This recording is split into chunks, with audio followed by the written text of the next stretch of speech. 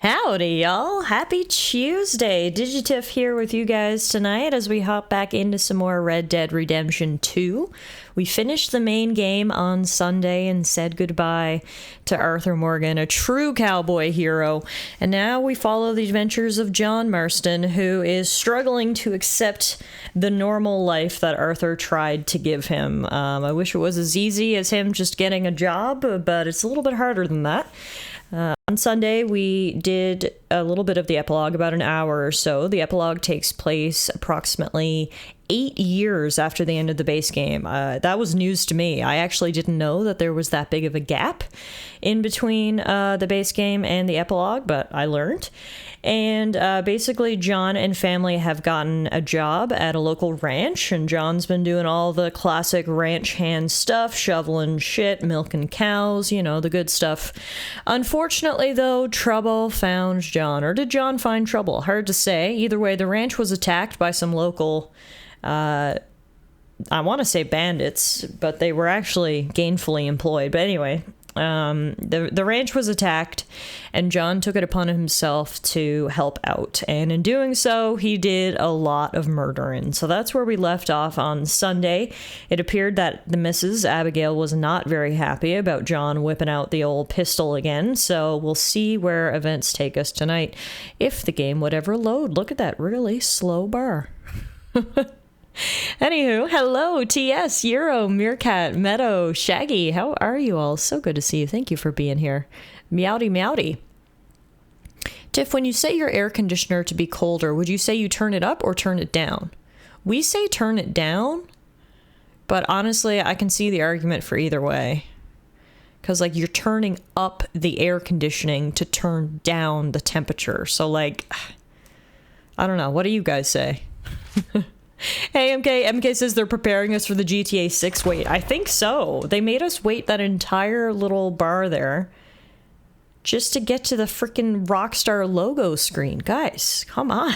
Jeez Louise.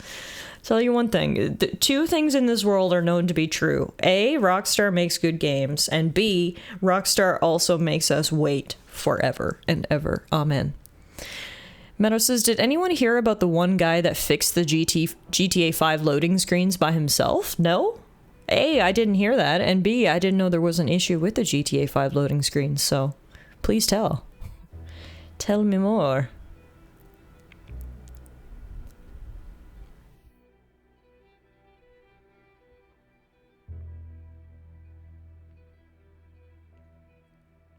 Hope everybody's week has been going well so far. I think I mentioned yesterday was a holiday here in Canada, and unfortunately, I didn't get to enjoy it in the slightest.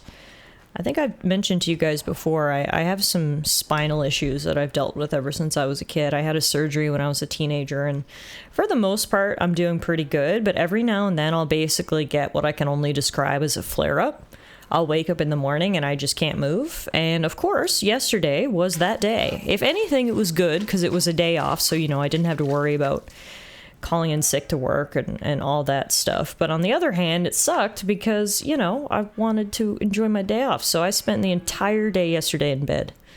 I'm feeling better tonight, but still a little achy, hence why Digitif is taking over, so I can be nice and reclined in this chair and you don't have to see how dumb I look. Originally, the loading screens took really long, but the guy cut it down to a few minutes. I love when modders make the games that they're modding fundamentally better. It's like, that's not even modding at that point. It's just improvement.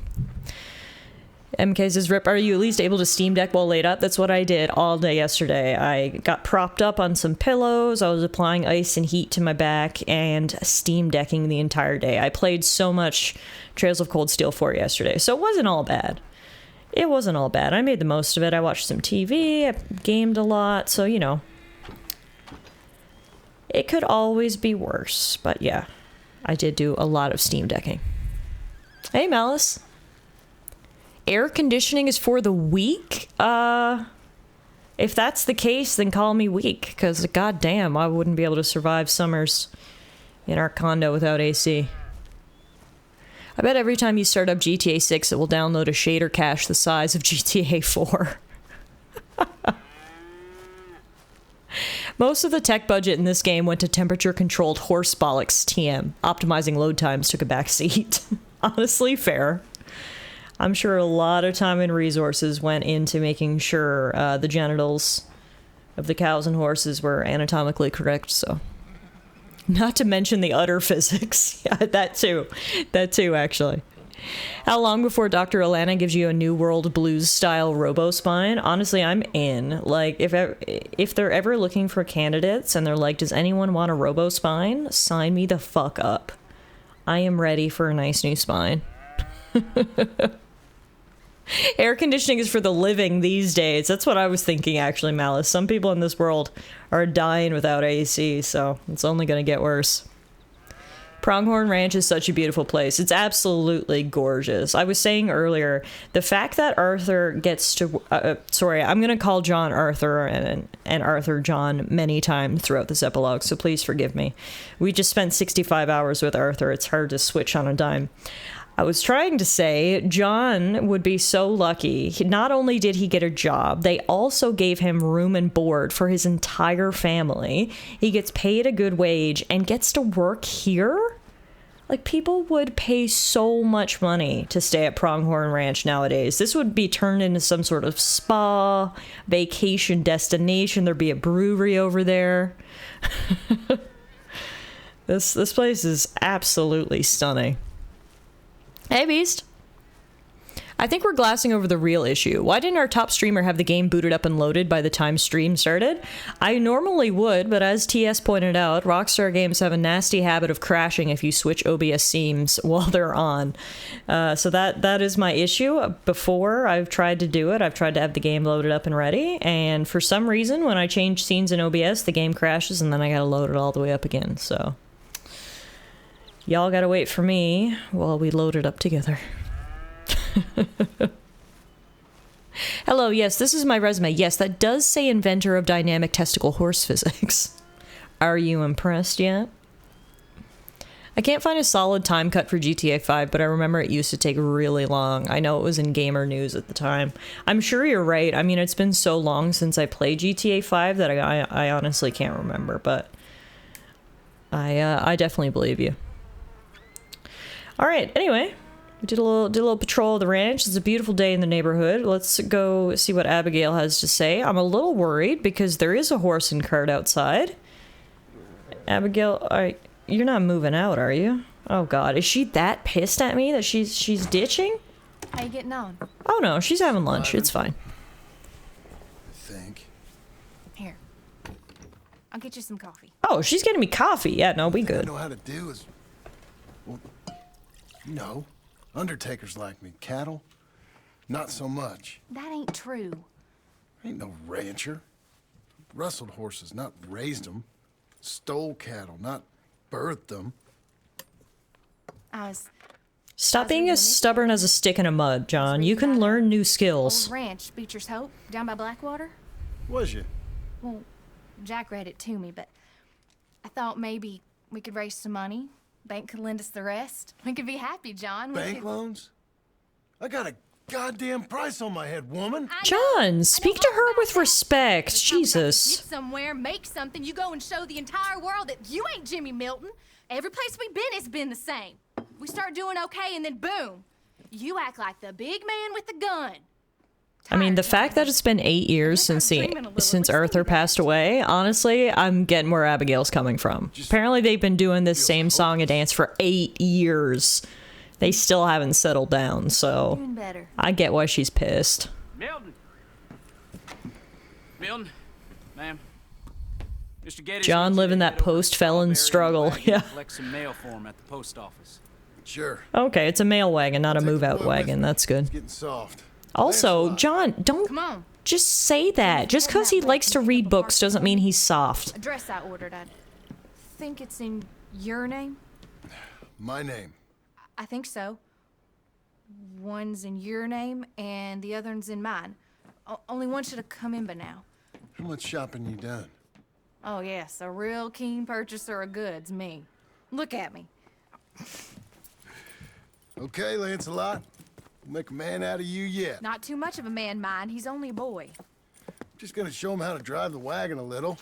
We'll save the real exciting realities of adulthood for another day. Come on, get. You take care now. Of course.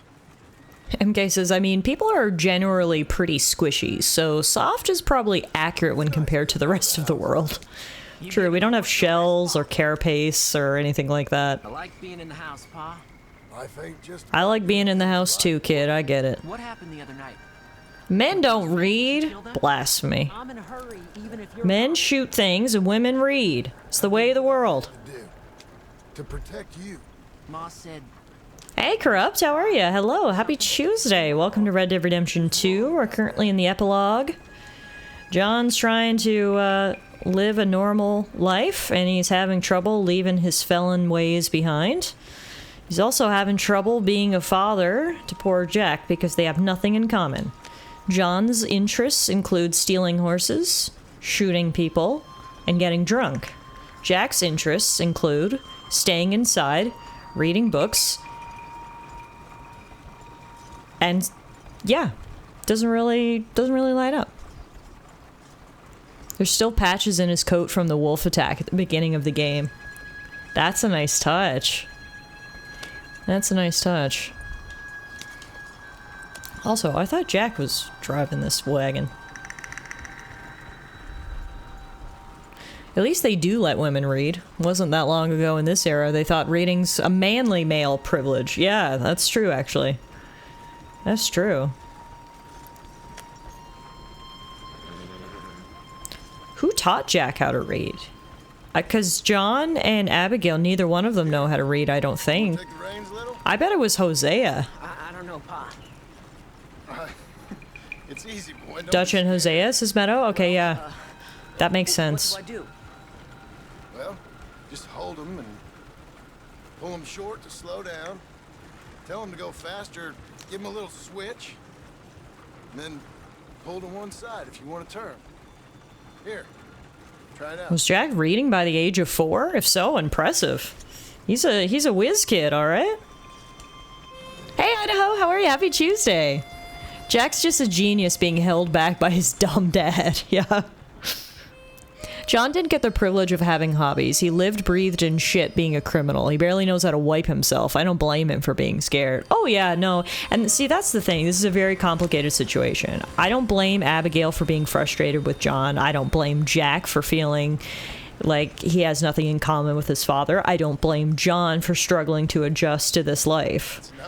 All of them have valid reasons. It's just hard because they're all conflicting with each other and no one's happy, you know? It's like, they need to go to family therapy is what they need. I got some business too. If they could just do that, maybe they could communicate a little bit, make a game plan. Drive off with it? Oh, I think I can be trusted at that. Very good. I blame John. Living the boring life's actually pretty easy.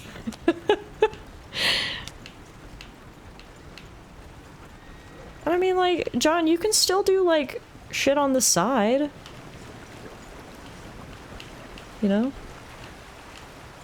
No one is happy, but we do know they make it work. Well, yeah, it's been 8 years, and they're still All right, here we are. still plodding along. They haven't given up All yet, right, so son.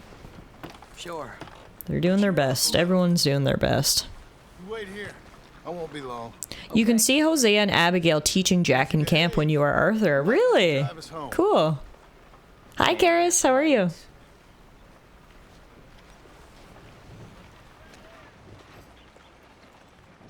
Ido says, I'm doing okay looking at an empty teacup. Well, you're going to need to rectify that, my friend. Hi. Fill up that cup. My name? Jim Milton. They all do love each other in their fucked up patchwork family sort of way. No, exactly. And I mean, what family isn't fucked up? There's no perfect family, right? Maybe try. Everyone's just doing their best, and that's what this family's doing as well. It's a long story. Okay, John Marston. Marston... Nope, nothing here for that name either. Try Abigail Roberts. Abigail Roberts. Abigail Roberts. Yes, here we are. And also, I'm here to pick up the deliveries for Pronghorn Ranch. David Getty sent me. Pronghorn? Yes, sign here. We have a bunch of stuff for you. And I will help you out. Thanks, sir. I'll take these. You get the rest of the stuff. Kara says the camp interactions with Arthur are many hours long video on YouTube. Like some games' entire story cutscenes are as long, but for here it's just that part. Mostly Milton these days. Yeah, I tried my best, you know, interact with everyone at camp and all that kind of stuff, but obviously I definitely missed Thank stuff. you very much, mister. This game is just so huge. There's so many little details. It's amazing. Okay, Pa? Sure. I hope so, at least. Here, you take the reins a little. I ain't sure. Come on, son. You'll enjoy it if you try a little harder.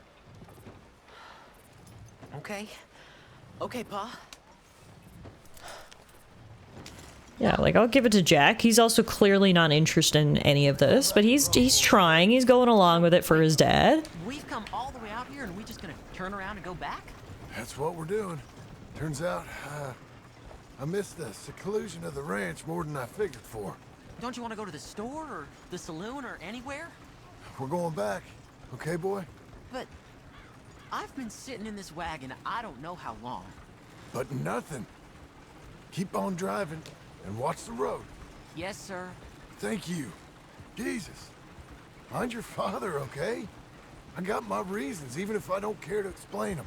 Yes, sir. Better. Maybe you could, you know, try explaining. Jack's not an idiot. I know he's just a boy, but you could try. If I tell you to speed up, speed up.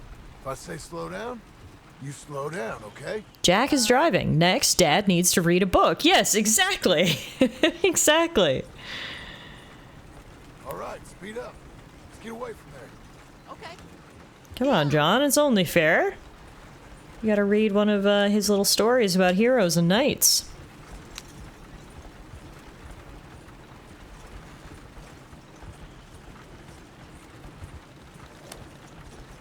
Who's this? Sorry, sir. Was that a question for me? No, keep driving. There's a guy with a horse there on the side of the road.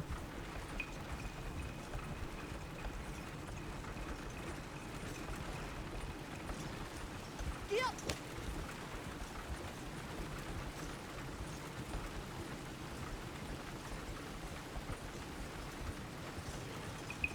I said this before, I know a lot of people don't love the epilogue, especially the beginning of the epilogue, because it's a little monotonous. Like, you're used to the high impact action of Red Dead and cowboy shootouts and all that good stuff, but I actually like it. It's basically Wild West life simulator now, especially after the ending of the game and how emotional that was. This is just such a palate cleanser for me. I love it. It's just like, this is what life would be like if you lived in the Wild West. Okay.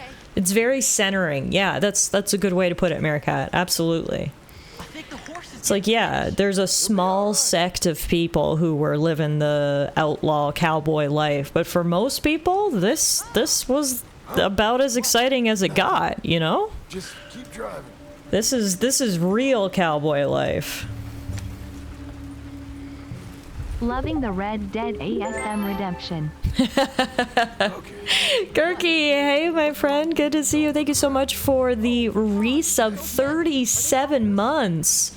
I appreciate that very much. Good to see you. I hope you're having a good Tuesday, or it might be Wednesday for you now. Down and high. Silly time zones. You need to do exactly as I say, boy. Here, now. Looks like we're definitely being followed. It's not a good sign. Come on. Quick, down. John, did you bring a gun? I don't know that he did. Okay, son, you wait here. You don't move or say nothing until I speak to you. You hear? Yes, sir. Head down. Good boy. Okay, gentlemen. Let's Oh, see what you no, can we got a talk gun. about. What do you boys want with us? Oh, we just want to have a friendly chat. Are you John Marston? You sure look like him. Fuck, our cover's blown. I don't know what you're talking about. I'm just here with my son. Did you kill a fella out in Roanoke a few months back? No, wasn't me. That was my brother. Ah, Jesus. I'm real sorry, friend, but he was trying to rob. John, stick to the story. It wasn't you. Mister, kill him. Oh, God. Well, so much for our peaceful existence. R.I.P. to these guys. Luckily, I've still got my Deadeye abilities. 3 men down. Hang on, Jack. Let's see if they had any money in their pockets. If we're gonna murder 3 men in the middle of the day, may as well make a profit. There we go. $2.42. This is as much as I make a day on the ranch. Opened bitters. Perfect. We can drink that for the emotional trauma later. It's pretty shitty of them to roll up on a man and his kid. Yeah, even if they knew it was John, why didn't they wait till later when his son wasn't there? You did good, Jack. Poor guy lying in the mud. It's okay. Hey, Death, how are you? Why? What? It's okay. No, Tiff, don't get the taste of outlaw profits. Right, I'm trying to go straight. I'm not supposed to be picking people's pockets anymore. But the allure of dimes and nickels, it's too much.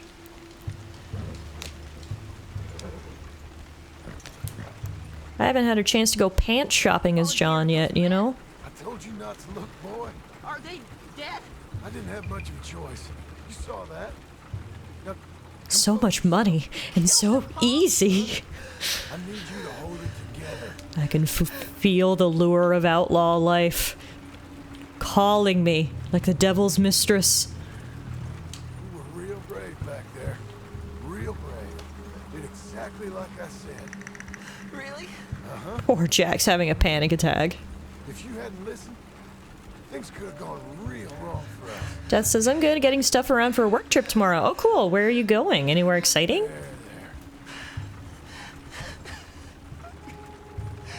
It would be so easy to tell the ranch owners that they were after the wagon, not knowing who was driving. That's a good point. They were just simple bandits looking to rob whatever was in our wagon, yeah.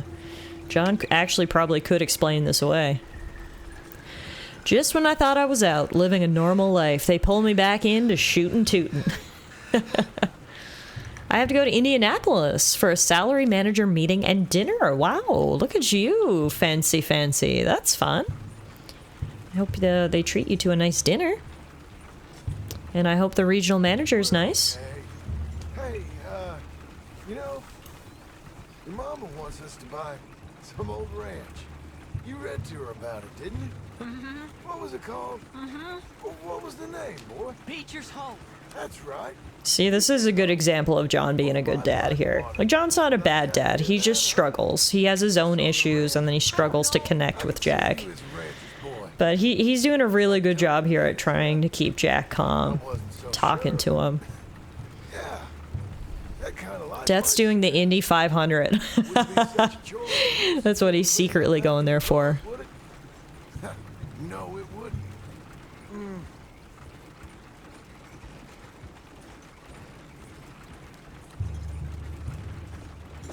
God, this whole area is just so freaking beautiful, man. Absolutely jaw-dropping.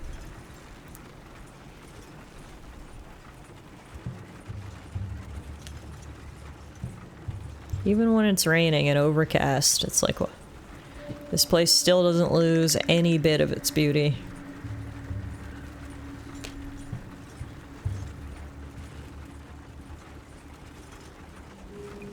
We're almost there now, Jack. Then you can go inside, get in your bed, and read a book. And pretend that your dad didn't just kill 3 people. It was self-defense, though, in all seriousness. But I'm sure it's still not nice to see.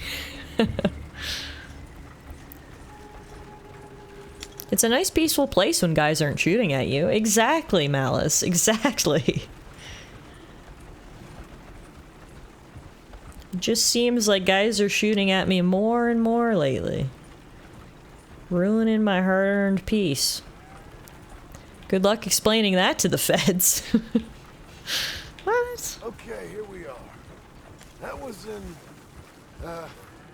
eventful trip.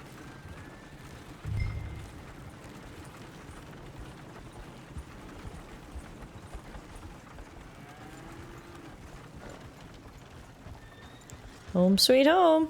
Go say hi to your mother.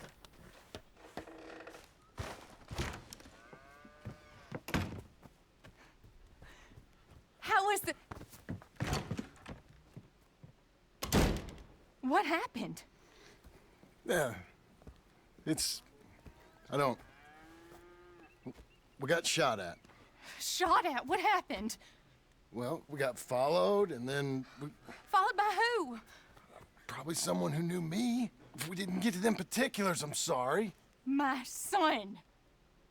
Our son.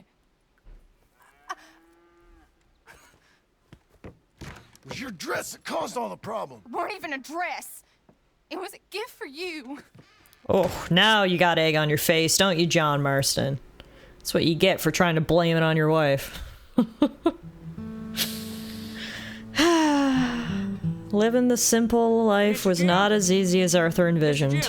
We're trying our best, but hey, There's a telegram messenger for you. some days it's harder than others. Near the house. There is? Okay. Thanks, Abe. Telegram message. All right, let's go check it out. You want? I have no idea. But I doubt someone wants to give me a big pile of money. Wouldn't that be nice? Inheritance from a long-lost aunt or uncle? Thanks, Abe. Wouldn't mind that. To be honest, do you think John would have a case if he lied like I suggested? Oh, definitely. And I mean, in this day and age, there's no real way of collecting evidence, you know? It's like, honestly, those 3 bodies back there might not even be found for days from now, and they wouldn't even be able to connect it back to John. So, let alone the fact that he'd have a pretty good cover story. I think he'd be a-okay. Telegram from Dutch. Guess what? I have a plan.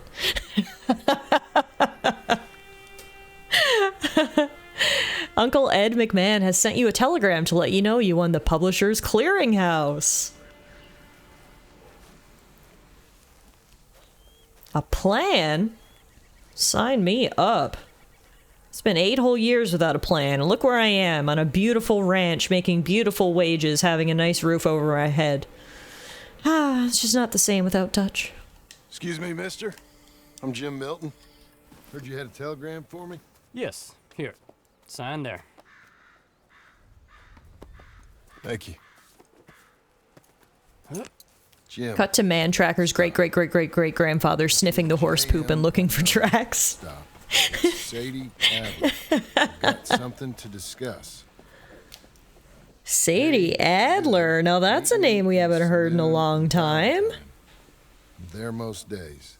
Stop. Sadie girl, what have you been up to these last 8 years? Sadie Adler. I'll be damned. I'll be damned indeed. Sadie.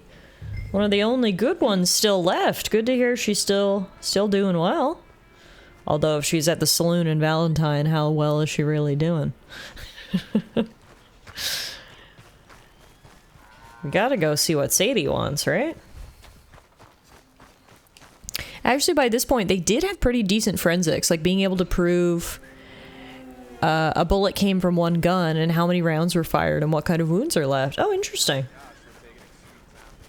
Well, maybe they'd be able to solve the case better than I assumed. Abigail, I'm gonna go meet another woman. I mean, wait a minute. Oh no, did they leave?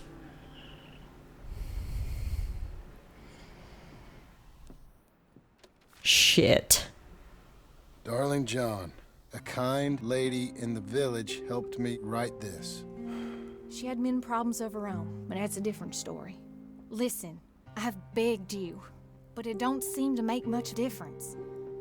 I've tried everything I know to make you grow up. And you know I love you, but loving you means I can't watch you do this. Time after time, we've had to run because of your behavior and your decisions. We got a son. I got a son. And I love our son enough that I can't have him around while you're like this. I had so many dreams, John. I hoped you would change. We all saw what happened to them that didn't, but you... Part of you is hell-bent on ending up the same way. And I love you too much to watch that no more. Abigail.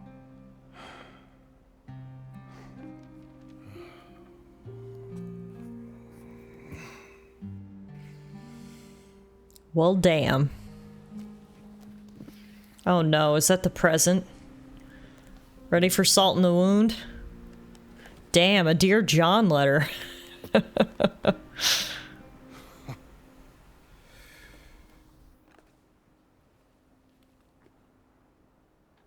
God damn it. She knew the way to my heart. Through clothes. Where's the wife, Milton? She's out. I saw her leaving with the boy. And the bags. What's going on? You married, Mr. Dickens? No. That don't surprise me. What'd she do? Catch you with a showgirl? Or hear about you shooting more fellas over by Strawberry? Just who are you, Jim Milton? I'm a family man. We will wear that shirt every day and never take it off. Sure. Them men shot at me. Just interested, that's all. Ain't nothing interesting. Unless you find gossip about a man's marriage worthy of your time. Guess not. There's work to be done. Unless you're running off too. I ain't going nowhere. I'm here to work. Gotta save money, get her what she wants. What does she want? She wants a place of her own. Said she found a plot up at Beecher's Hope. You? A rancher? You'll starve. Probably. Keep yourself busy. Take your mind off it. Well, so much for that happy family, hey? Aren't these the PJs that he wears at the beginning of Undead Nightmare? Oh yeah, these are John's, like, go-to. The one-piece red long johns. They're John's go-to. Didn't know if I could change into this new shirt that I love how she left and didn't even do the dishes. Honestly, yes, queen. Fucking leave it all for John. Anyway, as I was saying, I was wondering if I could come in here and change into that new shirt, but it doesn't look like I can. So jammies it is. Oh, the gift. Oh, maybe. Maybe. I mean, you don't even have to change at night or morning. Yeah, no, I love how he just wears his pajamas out, shoveling shit, and then just climbs into bed, rinse and repeat, throw a pair of pants over top. It's a versatile outfit. Yo, I heard you like John, so I made John wear a John. Alright, so you're not gonna go meet Sadie, John? I mean, come on, she said it was good money. Plus, we love Sadie, so at the very least, you should go up to Valentine on your day off and get a drink. Do you get days off when you're a ranch hand? I don't know. You don't even need to wash them. Just go jump in the river for a bit. Literally never have to take them off. You heard it here, folks. Stop wasting time with modern amenities like t-shirts. Instead, get yourself a pair of versatile long johns. You'll never need to change ever again. Alright, look at me building a fence. Ooh. Doing manly shit. Man. Boom. Ooh. Look at me hammering. Still don't know how to use that hammer. No wonder my wife left me. To answer your questions, no, there were no days off. You get days off on Christmas and your funeral. Reject modernity. Return to ranch.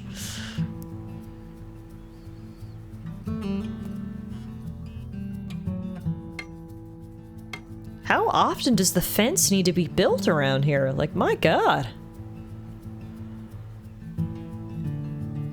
Good night, TS. Sweet dreams.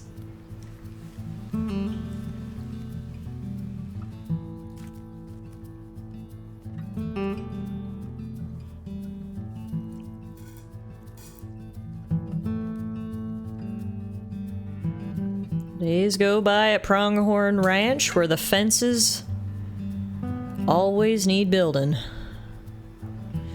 Look at you, John. The honest life suits you. A few months later, yo. You spent a few months being John the honest man on the ranch. You know, I was wrong about you. Wonder how much money he's got saved up. Fine worker, Jim Milton. Oh, thank you. Could use a haircut and a beard trim, though. Looking a little caveman-y there. He's open to offering me some guidance. I'm sure he'd be happy to hear you speak, at least. Thank you, Mr. Dickens.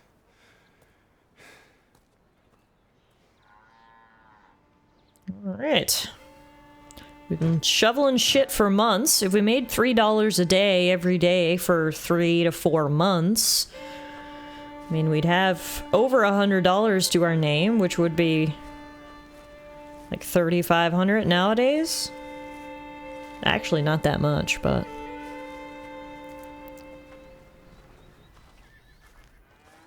enough for a down payment somewhere? Maybe? Remember when Mrs. Getty's wife offered us to come up for a cup of tea? I mean, you ain't got no wife no more, John, that's all I'm saying.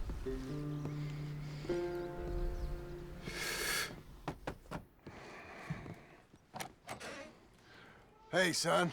How's that bull? Fine, Mr. Milton. Your father in? Could I have a word? Sure, I'll just get him.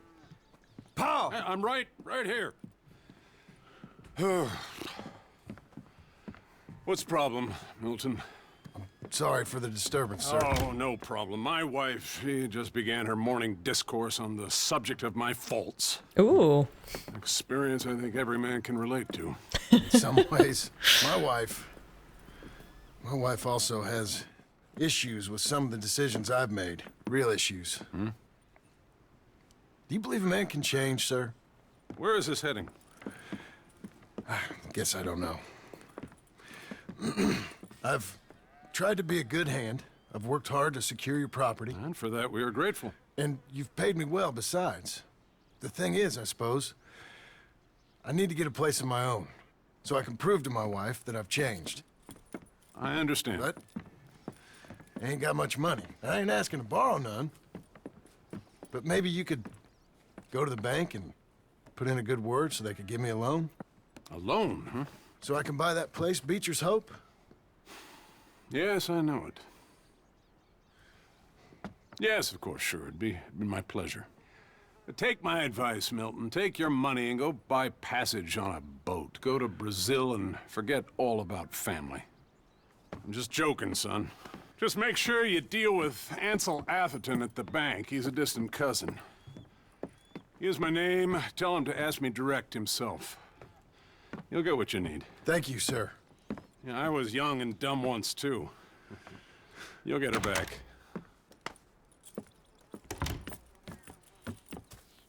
Oh, Rio de Janeiro sounds better than Tahiti. Not sure why we need to open the murder chest for a trip to the bank, but alright.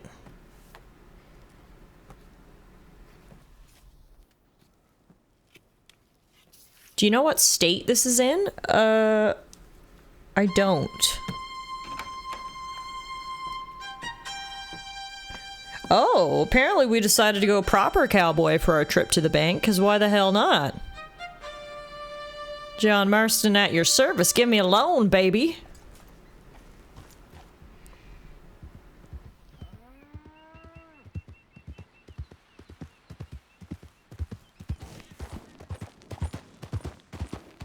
Can't wait until I'm old so I can say, I was young and dumb once too, and now I'm just dumb. Yeah, so I don't know exactly which state this is. Lemoyne, which is this state here where Saint Denis is. This is supposed to be Louisiana. Now, I don't know my U.S. geography too well, but what state would be on the other side of Louisiana? Would it be Texas? Somewhere around that area.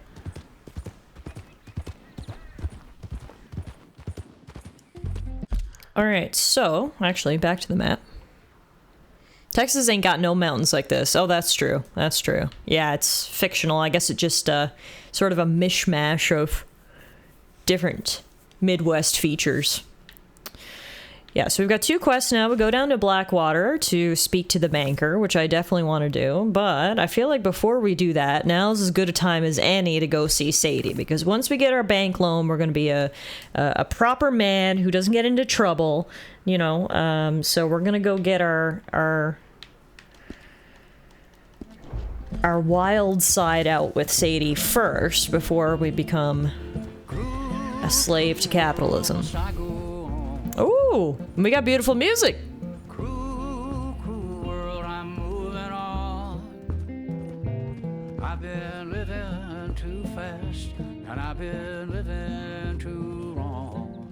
Cruel, cruel world, I'm gone. This is cool. This big old world sure got me running around. I heard a voice. This horse has a radio. And with the moonlight as my guide, and with this feeling deep inside, I know now that I am homeward. You're listening to Horse.fm. Wait a minute. Willie Nelson wasn't around at this time. Fraud!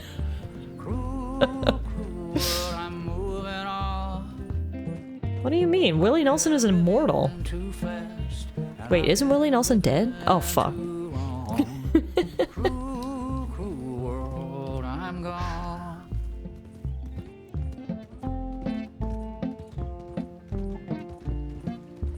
69.9, the dynamic horse testicles.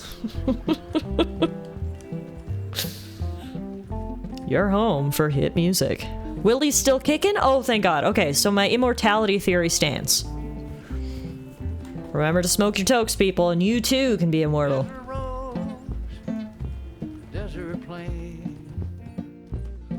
Willie is 91 and still kicking. Good for him, man.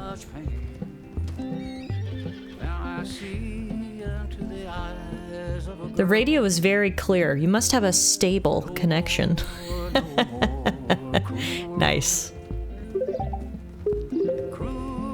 Hey, buddy, how are you? Thanks for the follow. Welcome on in.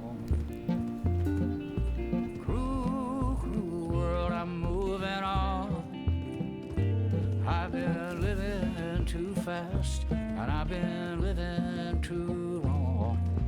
Cruel, cruel world, I'm gone. This is so nice.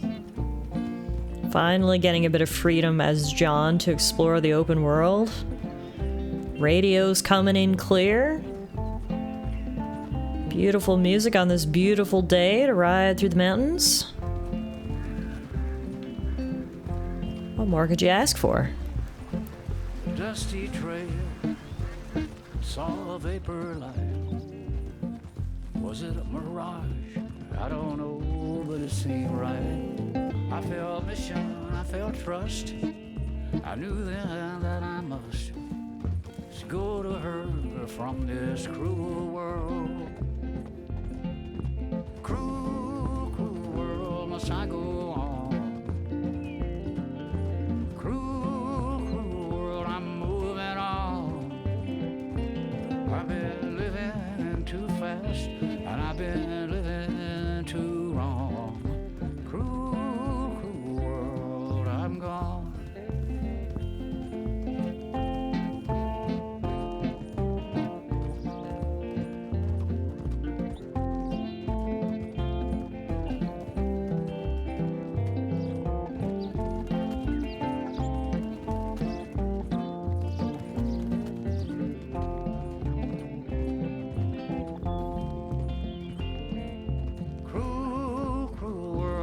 I go on. Cruel, cruel world, I'm moving on. I've been living too fast, and I've been living too wrong. Cruel, cruel world, I'm gone. Cruel, cruel world, I'm gone. Apparently I just completed a mission by listening to an entire Willie Nelson song? Alright, cool. Anywho, mission complete, and the song was just long enough to get us to Valentine. Now, it has been a hot minute since we were last in Valentine. Let's go see if the roads are still made of 20% mud, 80% horse shit. And most importantly, let's go see if Sadie is at the saloon. I missed that gal. Be interested to see what she's been up to for the last 8 years. Hopefully raising hell. Living her best life.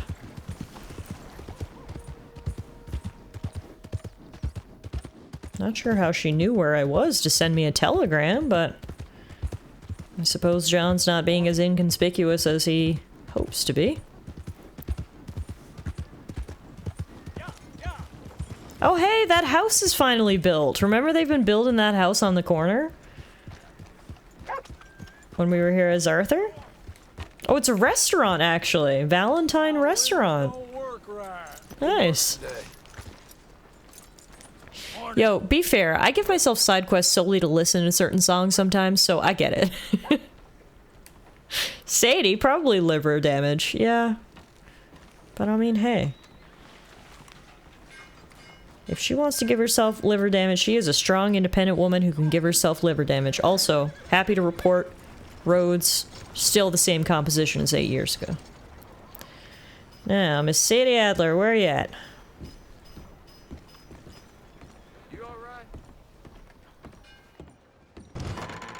I thought I told you to leave it, Bubba. And I thought to myself who this little girl thinks she's telling anything to. Enjoy your drink in peace. I ain't got no business with you right now. What that mean? For the last time, leave me alone. Or what? Oh my god. Well, that's a great reintroduction to Sadie. Good to see you haven't changed, babe. John Marston. As much of a firecracker as ever. I thought I heard a rumor you was alive. Jim Milton, that you? Guess I didn't do a real good job of hiding my identity. We didn't hear nothing about you. You kill a feller up by Roanoke? Sure did. I thought that sounded like you and Abigail and Jack. She's fine. She was always so kind to me. I'm looking to buy some property. Beecher's Hope, west of Blackwater. I'm kind of a farmer now. And you? Oh, you know how. Sadie is a strong, independent woman who Meerkat wants to be her man. That was the same guy with the bowler who messed with Arthur and Lenny. Really? Still kicking around Valentine, messing with people in saloons, are they? Oh, it's legal. Usually. Then, maybe. Come on, then.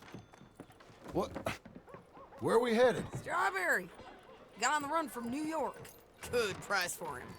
What'd he do? Rob a bank. With a gun? No, with a pen. He's an accountant, I think. Oh. I thought she was being sarcastic, but no, he did rob a bank with a pen. Alright. Also, I love how I just came from Strawberry and we're going all the way back there, but alright, bounty hunting.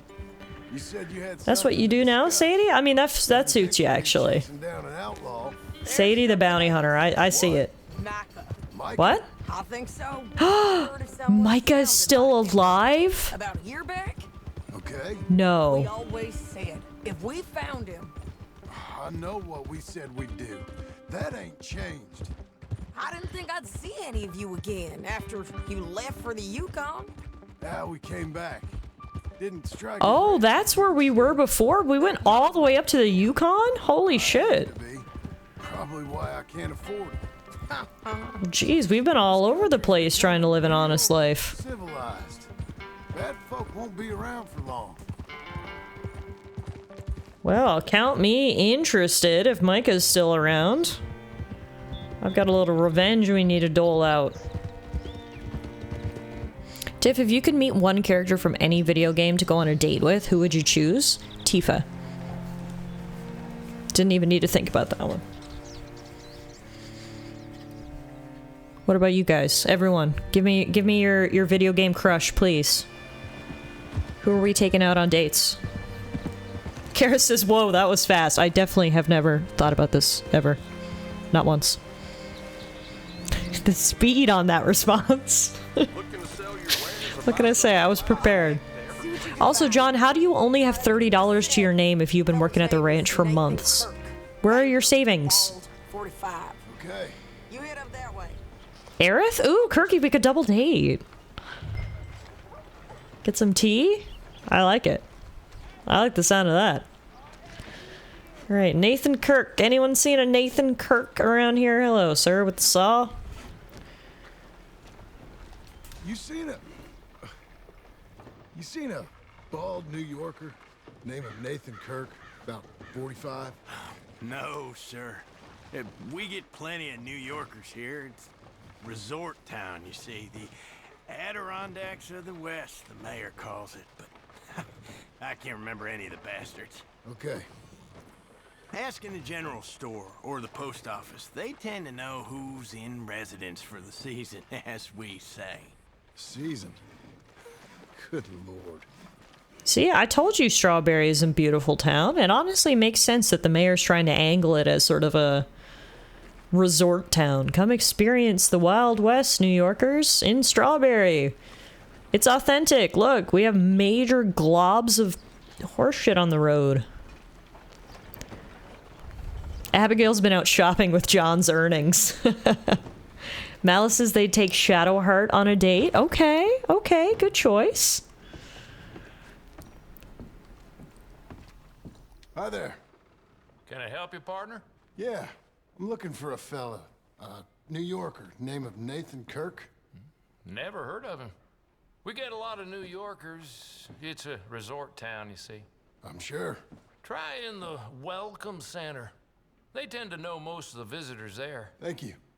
The Welcome Center. Oh yeah, this really is a resort town. Jeez. They're all in.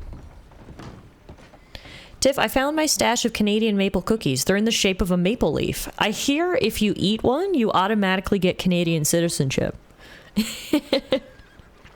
I bet those, no, in all seriousness though, Idaho, I bet those would go delicious with a nice cup of tea. Holy moly, this is a beautiful little spot. Hello. You seen a fella? A fella from New York? Bald guy? Yeah. A few New Yorkers come here in search of the West. This one's a wanted man. I work for the government. Sort of. His name's Nathan Kirk. Mr. Kirk? But he's so charming. Is he staying here? He's, up in room 3. I'm gonna go pay him a visit. It's government business. How exciting. You certainly look like a government official there, John. Also, holy moly, this face is so fancy. Strawberry must be rolling in tourism money. Like, look at the railings here. They're intricately curved. It's beautiful. All right, room 3. Oh, wait. Someone left a cigarette card, and God knows I'm nothing if not a collector. What do we got? Dr. Hawthorne's Domestic Brand Cigarettes presents Elsie Rose. She's either an artist, a painter, a writer, or a poet. She's a dancer, actually. Well, that title's misleading. Anywho, back to business. Room 3. Mr. Kirk! Mr. Kirk, you in there? Who is it? It's just a friend. Just a friend. Come on, open John, why wouldn't you say housekeeping? Why would you say friend? Open the goddamn door! Stop! Hey, that's Nathan Kirk! Oh, got him? Oh, shut up! Come on, jump on! Nice. Not the smoothest, but we'll take it. I know. Not the smoothest, but we'll take it. Rooftop jump onto horse. Honestly, shout out to the New Yorker for the smooth jump and run away. He made me look like an idiot, and I'm the cowboy. Stay on him. I'll catch up with you. Where are you going? Shit.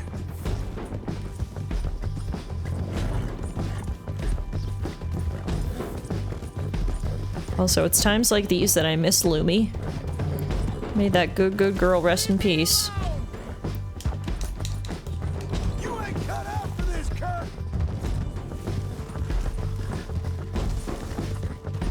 I thought you had to chug an entire gallon of syrup in front of a judge to be a full citizen, Tiff. Or was that getting the hockey stick tape off of a denim jacket sleeve challenge?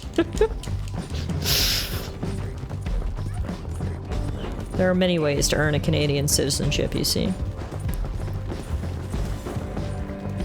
You just pick and choose your ritual.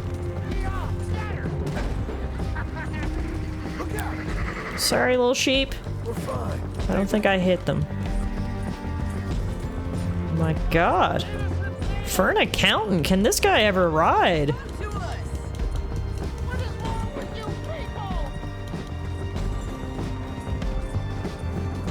How does he have the fastest horse in the state?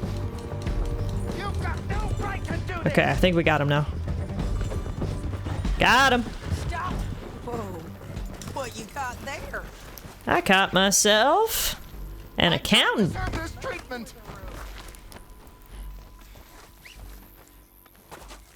Thanks for that, Mr. Kirk. Real fun. I'm an innocent man, but it's all a mistake. My wife is a desperate woman. Are you married, sir? None of your business what I am. She made me do it. She broke me. I did bad, but I'm not bad. Hey, quiet now. Where shall I send the money? I ain't been paid yet. Hold on to it for me. Need to speak to the bank over in Blackwater. Get a loan for the property. Might make them happy to see I've got a boss. So I've got a couple of other leads I could use your help with if you're interested. I'm usually at the saloon in Blackwater. I need money pretty bad, so I'll come find you. John Marston, the bounty hunter. I like the sound of it. Plus, if Sadie's got a lead on Micah, sign me the fuck up. That guy needs a bullet to the brain. Alright. Looks like, speaking of bounties, we can actually do a few bounties of our own. If we go back to Strawberry, we can actually pick up a bounty there. So, I feel like we need to wait and return to Abigail when we've actually got some money to our name, so we can make good on what she wants. So, at this point, let's go do a bounty. I heard seeing your first piss puddle in a Tim Hortons bathroom makes you a Canadian as well. Oh. Yeah, I don't go in the Tim Hortons bathrooms. I don't go in fast food bathrooms, period. Honestly, I don't really go in public bathrooms, period. It's, something I avoid unless it's a real desperate situation. It's normally never a pleasant surprise in there. Those poor folks, the poor workers, are not getting paid enough to keep those shitters clean. And I don't blame them.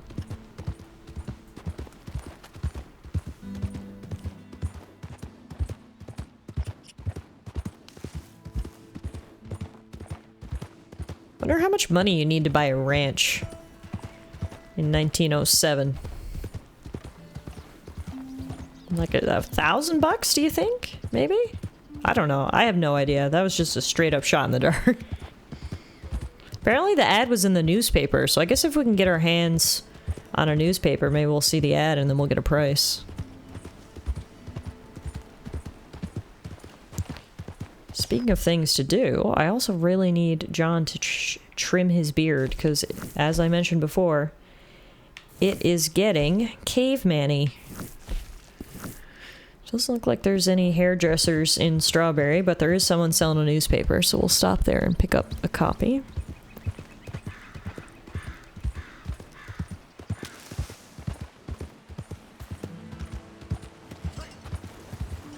Like, John, I know you don't got a wife at home anymore, but I need you to at least take care of basic personal hygiene, alright? Let's see, I'll get a copy of that paper, please. What you looking for? A paper? Paper.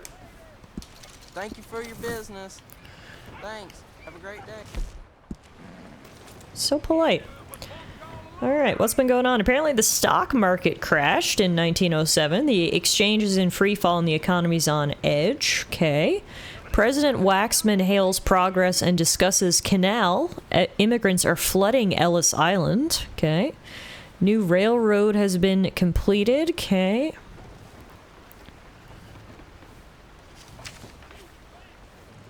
Bounties beware. Small farms disappearing. Romance novel proves bestseller. I'm pretty good. Art of angling. I don't see the ad, which is what I wanted this paper for. I liked my beer, but was told by many people it makes you look like a miserable bastard. That you shouldn't have listened to them. If you liked your beer, then you should have kept it. Fuck what other people think. There was one public bathroom at my college that was always immaculate. Like, they did such a good job polishing the floor that they had to redo it and make it rougher because you could kind of see reflections into the stalls. It felt more sterile than the inside of a bottle of iodine. Wow. Wow.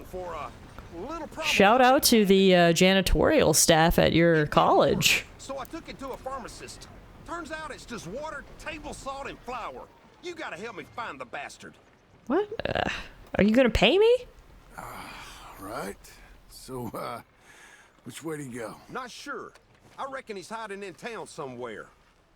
I'll keep looking here. If you can check the other side of the river. Okay. Gotta love a good snake oil merchant, right?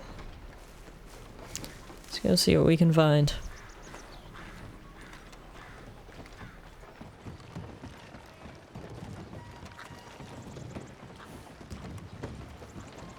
God, I'd love Strawberry. I would fucking live in Strawberry. Like, why is this place so beautiful?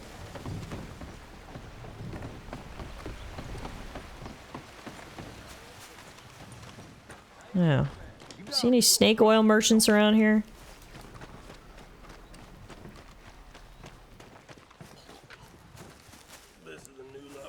Uh-oh. What's that? Oh my god. What the hell? How? What? Do you need help? I get it. Just keep it down, will you? That limp dick sent you here, didn't he? He's a vile man. He's a vile man? You're swimming in an outhouse right now. Don't tell him I'm here. Please. Oh, God. Literally, what the fuck? Like, what is happening? He has shit up to his nose. He's so scared of being caught for being a scam artist, he decided to hide in the fucking outhouse? My god, I'd rather them find me and beat me up than having to resort to that. That is fucked up. In honor of my procedure on Friday, you get a related joke. I just got a bill from my doctor for the bowel prep before my colonoscopy. Man, that shit was expensive. Nice, Idaho. Nice. Thank you for the 100 biddies. Also, best of luck at your procedure. Swindler's waist deep in shit over behind the woodworks. Okay, I'm gonna make him drown in that shithole. I gotta see. Dang. This I gotta see. I mean, the guy's basically already drowning, so I'm excited to see how this escalates. He was caught taking the piss. Yep. I am exploding with joy. What? Okay, you stay there. I'll come talk to you about exploding with joy later. I need to see what happens over here first. Because with everything I know, I am literally the happiest man alive. I'm fine with shit as long as it's not touching someone. As soon as a human has feces on them, I can't. Wait. I worked for the other customers, I swear. Did you take it like I said? Shut your bone box. Right on the horn, my ass. You sold me hardtack in a bottle. Stay the hell away from me. I don't deserve this. Wow, he's really getting the what's what. Is he gonna drown him in there? Jesus.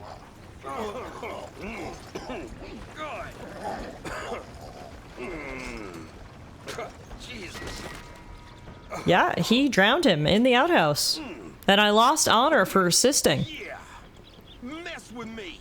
See what happens. Well, geez, just when you thought the outhouse couldn't smell any worse, there's a dead body down there now.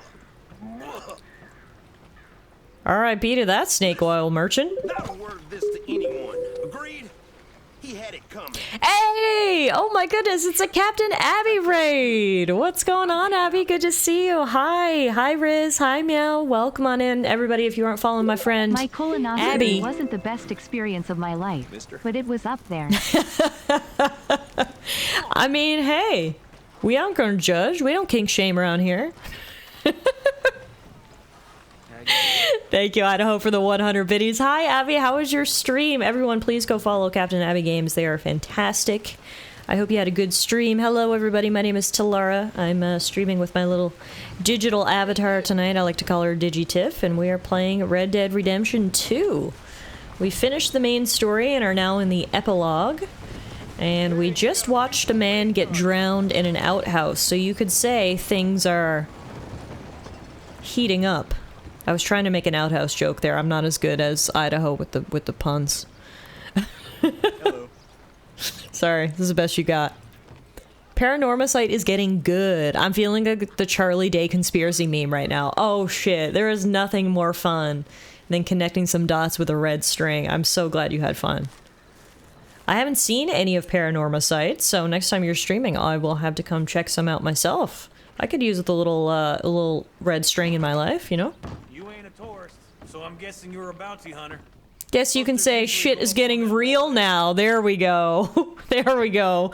Thank you, Malice. That was better than my joke. I need to get a legit whiteboard at this point. It's a good game. I highly recommend it. Noted.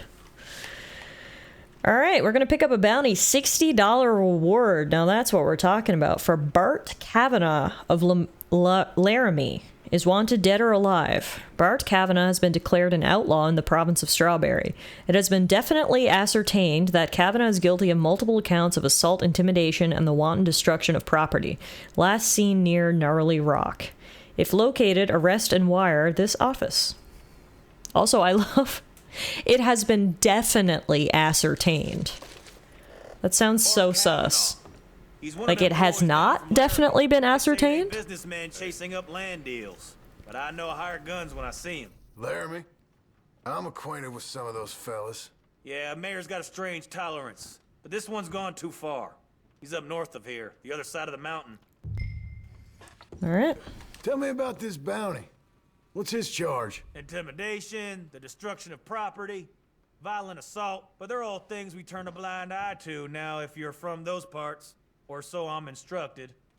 Okay. Why are we after this fella then?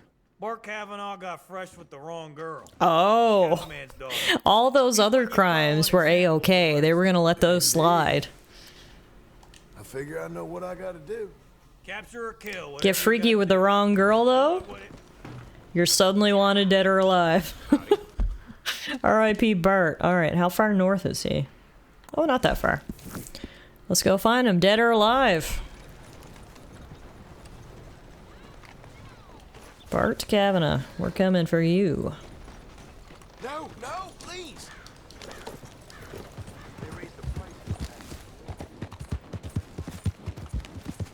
Look out!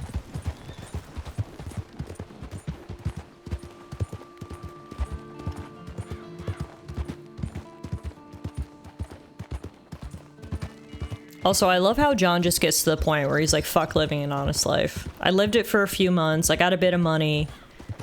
Now, before I go actually settle down, take out a bank loan, become a rancher, and, you know, give up this life for good, I'm gonna go on an all-out bender, become a bounty hunter, roam around, do whatever the fuck I want before I get tied down again by the wife and the kid.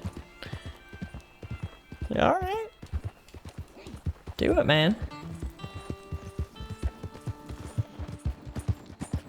May as well get it out of your system, huh?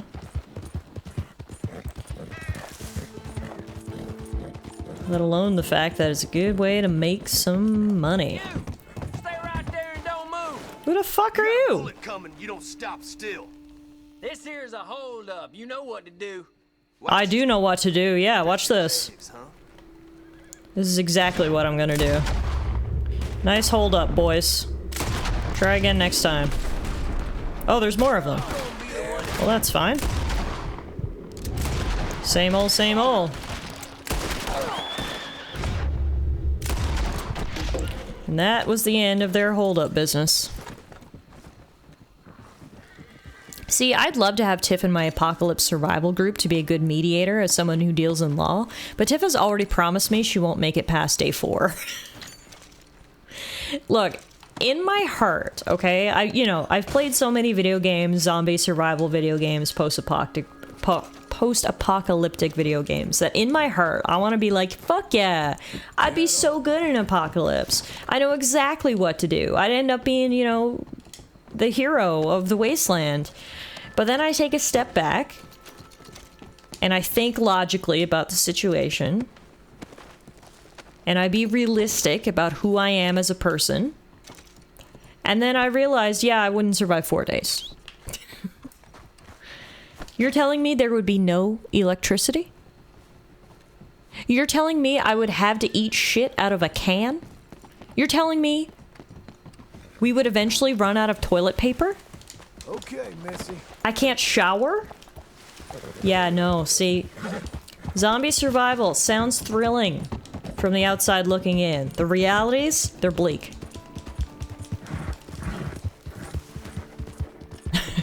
Hey, Arrow. Mediators will be the first to go. If anything, that'll just be a blessing. I don't want to live in a world without toilet paper.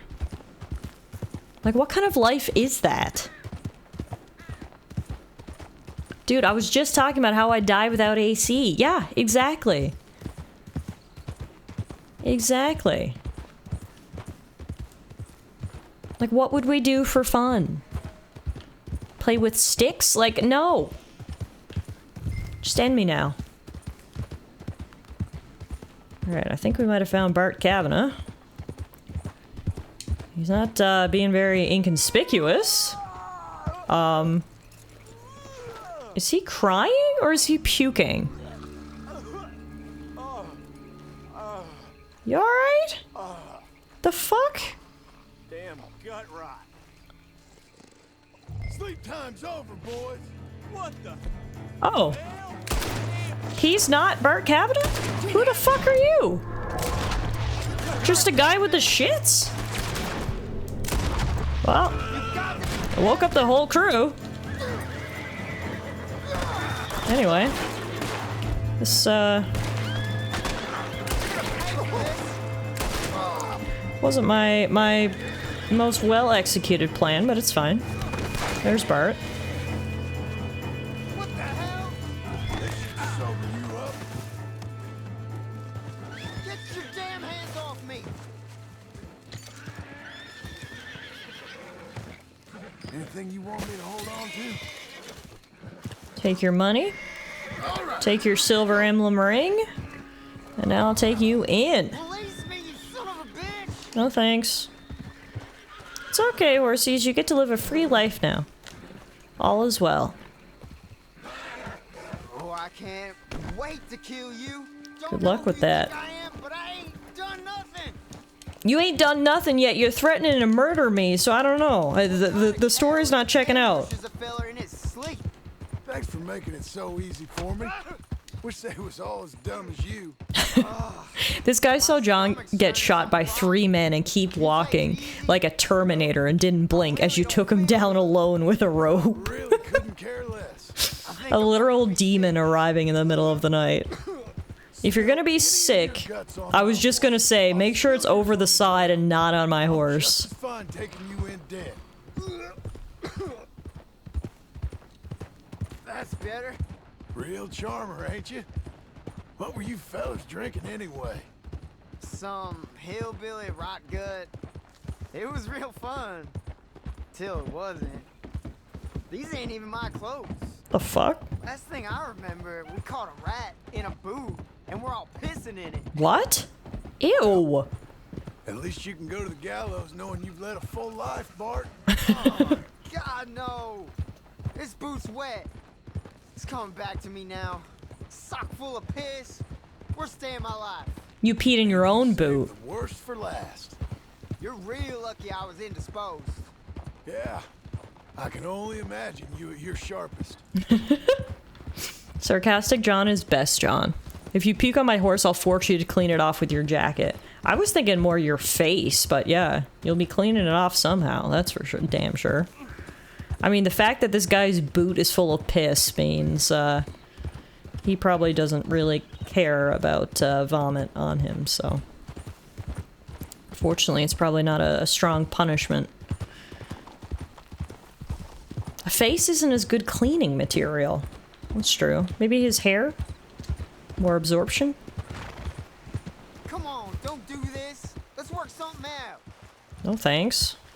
I heard what you like to do for fun, and honestly, I think you're better up locked away.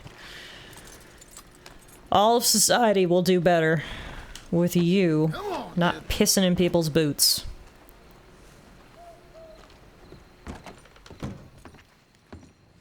Someone's here to see you, Sheriff. Bart Kavanaugh. Put him down in one of the cells. I can do that. I am, Sheriff? You know who's protecting me? I hope you're sweating, because you're going to feel it for this. It's your boss who got you brought in, you dumb bollock. Now shut up. You heard him. Now, you have a nice little sleep in here, and I'm gonna collect my $60 bounty. Oh man, I got guts all over my beautiful jean jacket. This is just not my day. Things should turn around after I get paid, though. Being a lawman back then must have been so easy. Yeah, when you could legally pay bounty hunters to do your work. Like, hell yeah. Honest of you. Hey, Thank no you. more posters going up here for a while. Mayor don't like the way it looks. We are a tourist town, after all. Okay, well, good to know. Glad I could help you with your one and only job. Come on, then. Alright, 60 bucks richer. I like the sound of that. So I'm gonna go back up to Valentine now and go to the saloon, because the saloon in Valentine also has a barber. That's right, one-stop shop. We get a whiskey, we get a good meal, we get a haircut and a shave. A fresh man riding out there. Howdy! Hey Sharp, how are you? Happy Tuesday, my friend. Good to see you. Welcome to Red Dead Redemption 2. We're currently in the Epilogue, which means we finished the base game. We're now doing, some more side stuff, as well as wrapping up John Marston's story. While we're in Valentine, I suppose I can try to blow my paycheck on new clothes, too.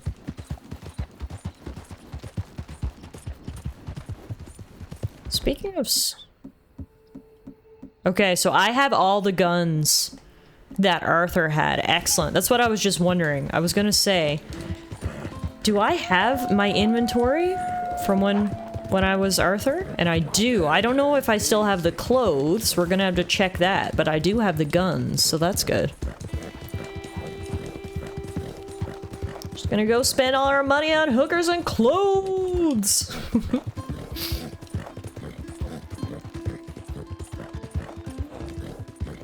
So Sharp, at the end of the game, Arthur, the main character, does die. Unfortunately, so the epilogue takes place approximately 8 years after our adventures with Arthur Morgan and is following a different character, John Marston. A young guy that Arthur was hoping could go live the life that he never got a chance to do. Kind of pass the torch onto Arthur. Or onto John, sorry. John's been struggling. It's not as easy to go straight after an entire life of crime as you might think, but he's trying. We're hoping we can go get ourselves a ranch and we can be a real ranch and family man. Oh, you've beaten the game 4 times. Oh, okay. So you didn't need my explanation. Okay. Noted.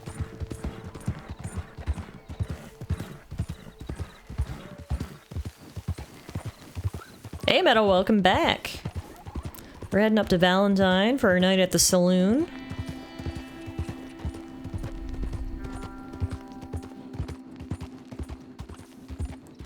Get ourselves a haircut, a shave, a whiskey, and a bowl of soup. Talk about the perfect night, am I right?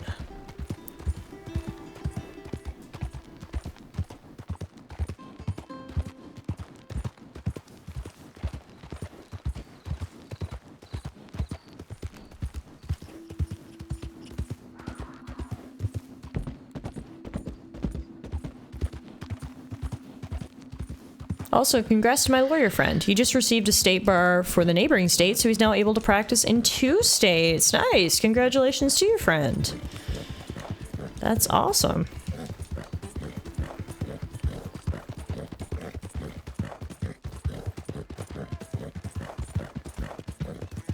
I'm not able to practice in any states, but I am able to practice in 2 different provinces myself, actually, so I can agree. It is kind of cool.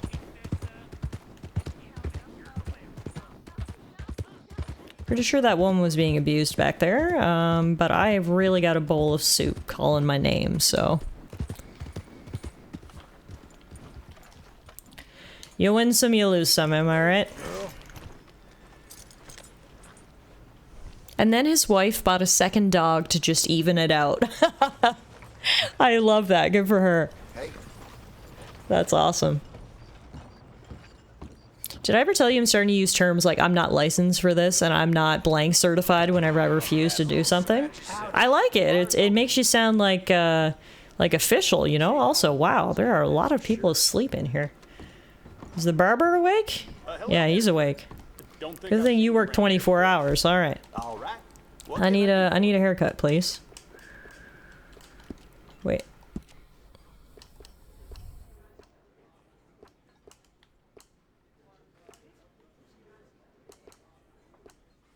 He looks so much like Arthur.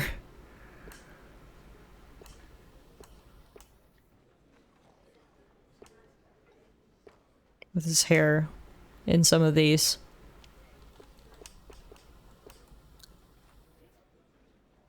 Kind of like the short, swept back fade. Work with here. That's pretty nice. And I need trim this beard. Honestly, let's just shave it all off because God knows it'll grow back fairly quick anyway. That looks better. That looks good. Look at our handsome man. All right, John. Looking fresh. All cleaned up and ready to go. Now, that whiskey. Thanks, partner. And that food, please. We'll start with the whiskey. Give me a drink, quick. Glass of the good stuff. Hell yeah, brother. Cheers. It's so quiet in here. The people playing poker are really keeping it down and everyone else is just asleep. I'll take it. Anyway, now for my stew.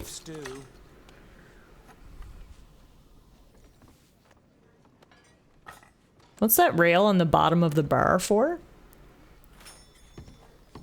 For your feet, I guess? Maybe? Must be kind of like a footrest. That would be my guess.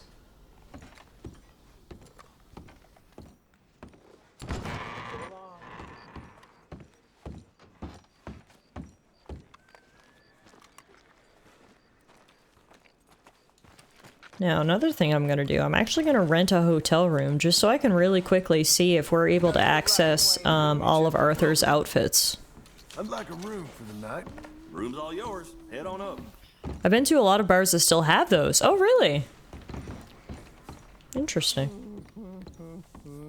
I was going to say, I don't know if I've ever been to a bar with one, but honestly, there's a lot of things about a lot of bars I visited that I don't remember, so... I cannot say with any certainty whether any bars I've been to still have those. Holy blood. Okay, on the bright side, yes, look at this. We still have all of Arthur's outfits. They've been handed down. Oh my goodness. They look so different on John. Look how many outfits I had. Oh my god. I really spent a lot of money on clothes, didn't I?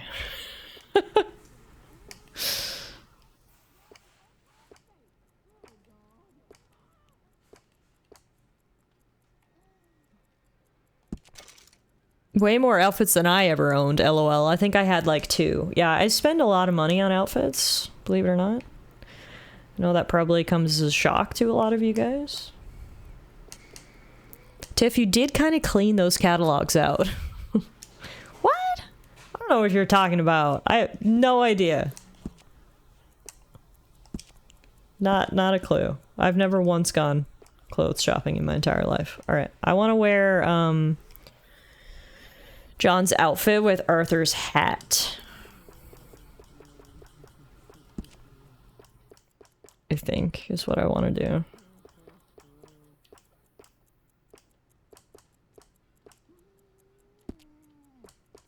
And then what is this little thing he has around his neck? It's like a scarf? Neckwear. Yep, it's called a high neckerchief. Huh. I think I'm gonna go no neckwear. And then, like, can we get a different pair of pants? Like, don't get me wrong, I love a good Canadian tuxedo, but, like, those pants are kind of gross, to be honest with you, John. Like, honestly.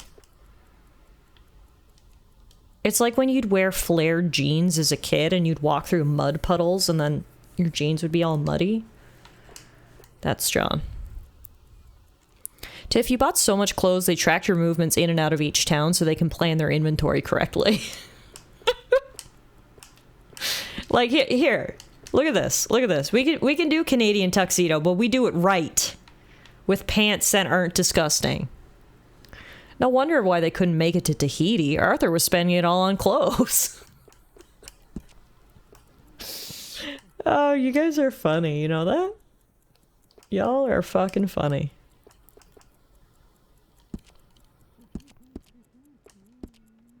There we go. All right. We're an upgraded John Marston. If I remember correctly, John's pants are torn right where his spurs are. Oh, really? Okay, that when you put it like that, that's a fun attention to detail. But when you're looking at it as a third-party observer, you're like, why are your pants so disgusting? But okay, if there's an actual logical reason for it, I'll accept it a little more. Tiff only streams for us to entertain her. Honestly, correct. Correct. I do not stream to entertain you. If you guys are entertained, that's a fantastic bonus. I 100% stream so you guys can entertain me. So yes, that is a correct statement. She would have never done the Nuzlocke without our mom jokes. They kept me going. They were like fuel for my fire, if you will. All right, look at this. Look at this. Look at this. I'm a new and improved John Marston. Hair cut, beard trimmed, pants no longer gross, necktie removed.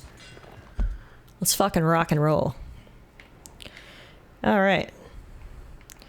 So, I believe it was Meadow who just mentioned, have we gone back to any of the camps yet? And no, we have not. I went to the camps a couple times as Arthur and nothing happened. So clearly, it was meant for me to visit the camps as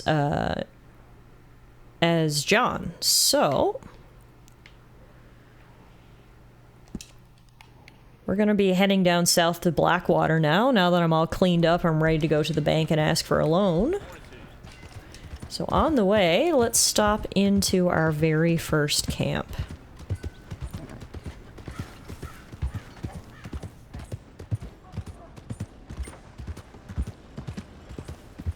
Good to know Valentine's basically the same as ever. Not a lot has changed here in the past 8 years.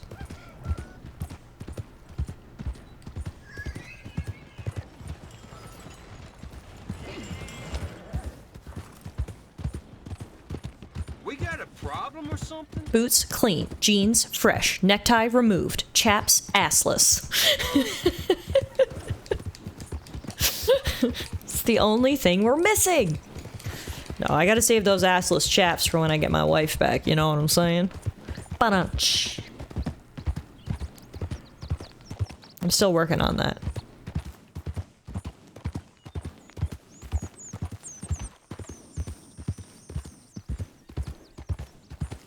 All chaps are assless. Oh yeah, I guess you're right. Huh. Yeah, no, I guess you're right. All chaps are assless. It would be weirder to have ass chaps. That would be weirder than having assless chaps. I don't think I'm going the right way. Am I going the right way? Assful chaps would just be pants. Yeah, no, now that I'm Now that I'm thinking about it, you're totally right. Then why is assless chaps such a thing for people to say? Anywho, here is our OG camp.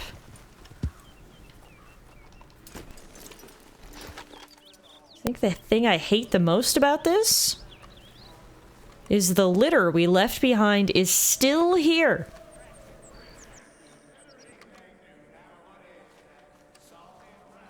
Do you hear this?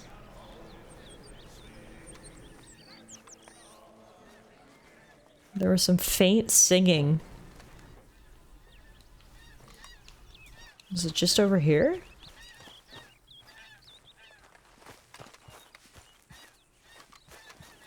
I heard some faint singing there.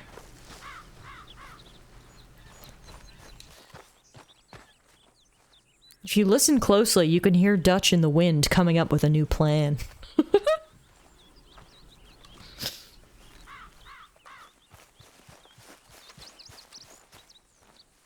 Seems like a long, long time ago we were camped here, huh? Making trouble in Valentine? Things were pretty good then, all things considered. Dutch wasn't crazy.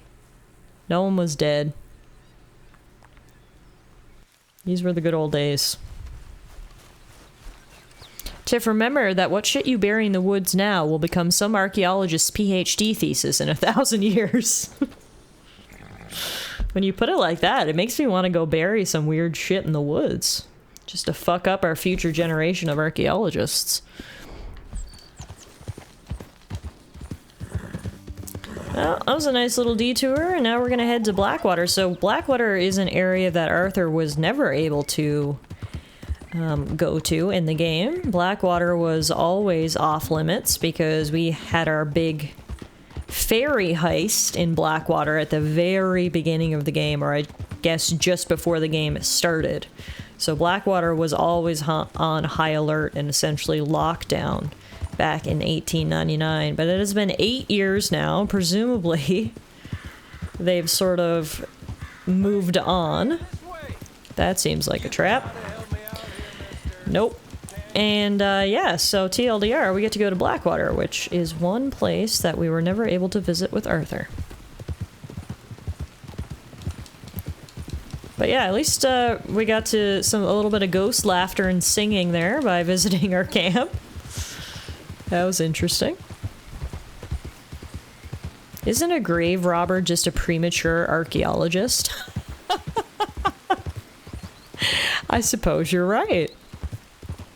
Dutch was just yelling at Arthur why they need more for Tahiti and the winds. Ah, the good old days.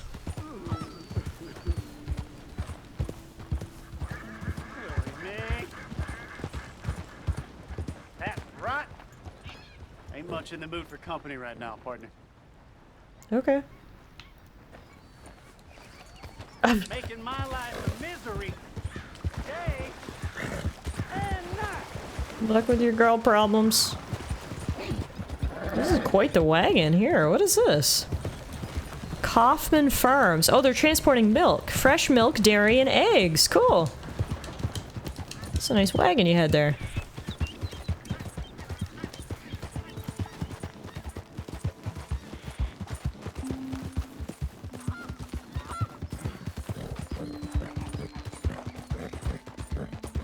Look how shiny our horse's butt is. That is majestic. That looks like the most soft, velvet-like butt I've ever seen. Sharp says, I've never seen that wagon. What can I say? This is a unique stream. I show you things you've never seen before.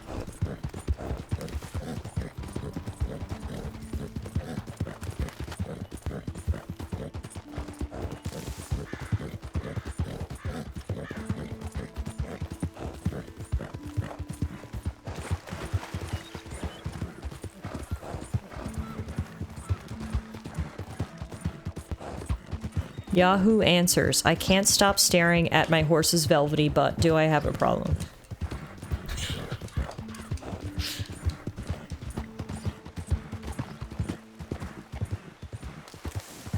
What? It's so velvety and shiny and soft. That is one impressive butt.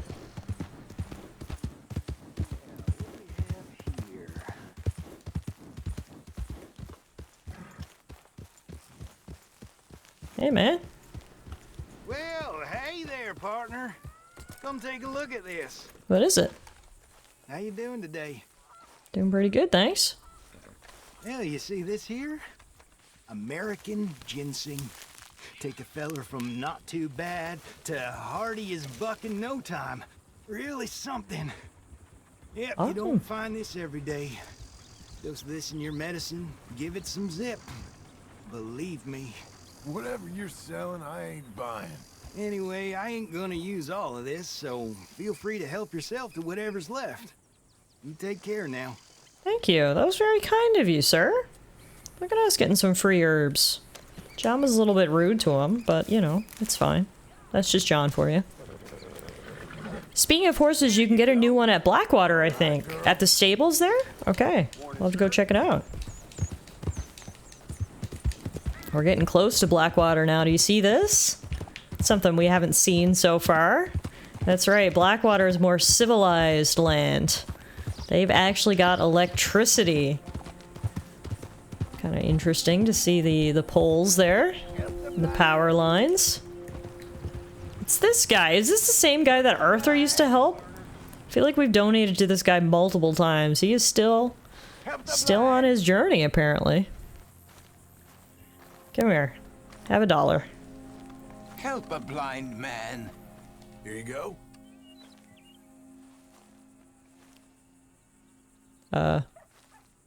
I pressed give $1, but you didn't really do anything there, John. Oh, there it is. Man, we haven't been back here as a stream since Red Dead Redemption 1. Yeah, it's literally been years. Well, you can. Enjoy today. For tomorrow. Tomorrow awaits us all. Wise words, sir. To be fair, John was either missing, running away from problems, or in prison during the main game, so he's not much of a social person. I didn't know electricity was a thing in these times. Yeah, I mean, not everywhere had electricity, of course, but it was starting to become a thing. The year here is 1907, so...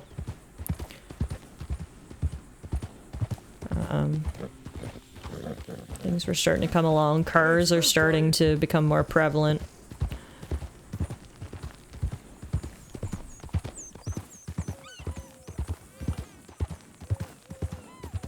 But yeah, so Blackwater is a town that you visit a lot in the first Red Dead Redemption game, so it actually is kind of interesting to be back. It has been a hot minute since we were in Blackwater.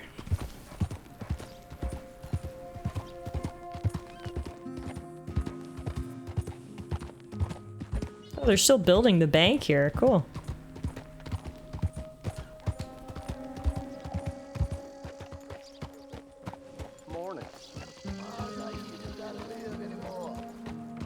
Wow, they're building a lot of stuff around here. Help me out. Blackwater's up and coming. Come here, buddy. Let me see if I can help you. Don't use this for liquor, all right? You gotta take it. You gotta, please. Thanks, partner. I'm all alone, mister. I'm gonna die all alone with nothing to show for it. Poor guy. Take care of yourself now. Go get a snack or something. That's right. You still got your good looks. Now, where's the stable? It's just down the road, actually. So let's go there.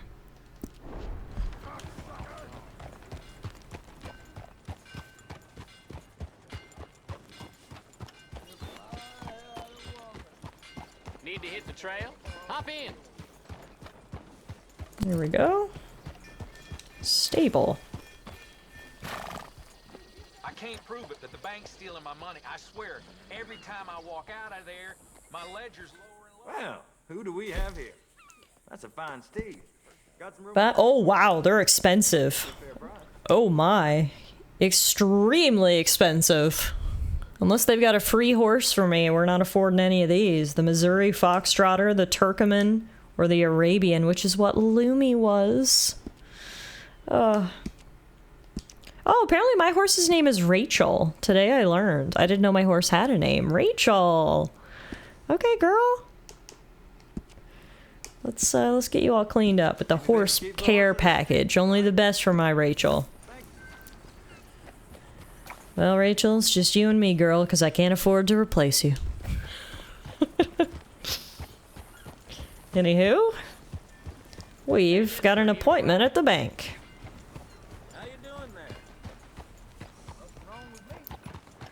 We're gonna go sell our soul to capitalism and get a loan. Yeehaw!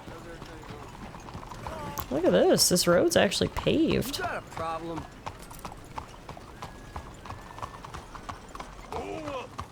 Well, all right then. So fancy here. Look at this. My goodness. Good thing we went and got cleaned up before we came here.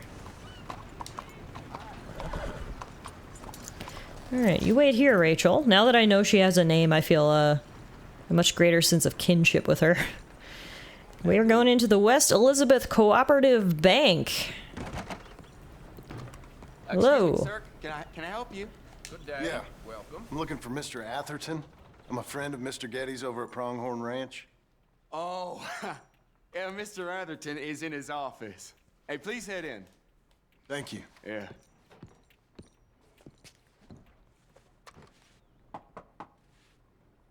Can I help you? I hope so. I want a loan, sir. A line of credit, so I can buy some property.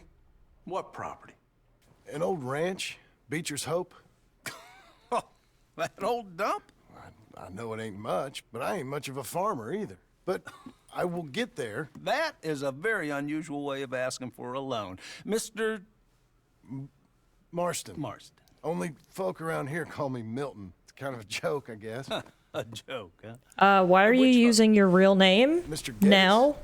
I work for him. He said that you could help me out. I mean, seriously, I feel like now of all times is the time for a fake name. I'm the kind of man to loan a man with two names money so he can buy a rundown farm on account of his lack of farming skills, huh? Don't sound too promising when you put it like that. Well, how would you put it? Sorry to waste your time, sir. Oh, sit down. I'm sure we can figure something out. Now, of course, we'll be expecting you to make regular payments, and given a lack of much evidence you got any means of repaying, the terms won't be too great. But if my cousin vouches for you, it'll be okay with the bank. Really? Absolutely. Thank you. Now, of course, we'll be expecting our money back regular as clockwork until the debt's settled. Otherwise, the farm reverts to the bank, no matter how much you paid.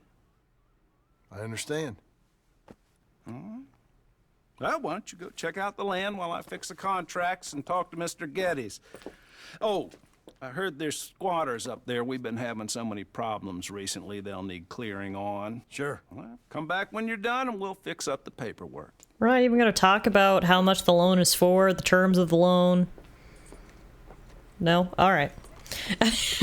You're a good I love how I'm also apparently responsible for clearing out the squatters. But alright, I'm sure this will go great. But yeah, I do not know why John used his real name there. Like, it's not like now where, you know, he needs to show ID and a birth certificate to get his loan. It's like, there was none of that shit. He could have walked in with any old name. The fact that he used his real name and now there's a paper trail, come on. He doesn't understand numbers anyway. 100 versus 300,000 means nothing to him. 5 years at 45% interest. What a steal. It's probably what he's getting. I doubt there was policy back then limiting the rate of interest. If it's more than 6 bullets, he doesn't count. Nah, details on loans aren't important. Details schmeetails. Let's go see this property of ours, shall we?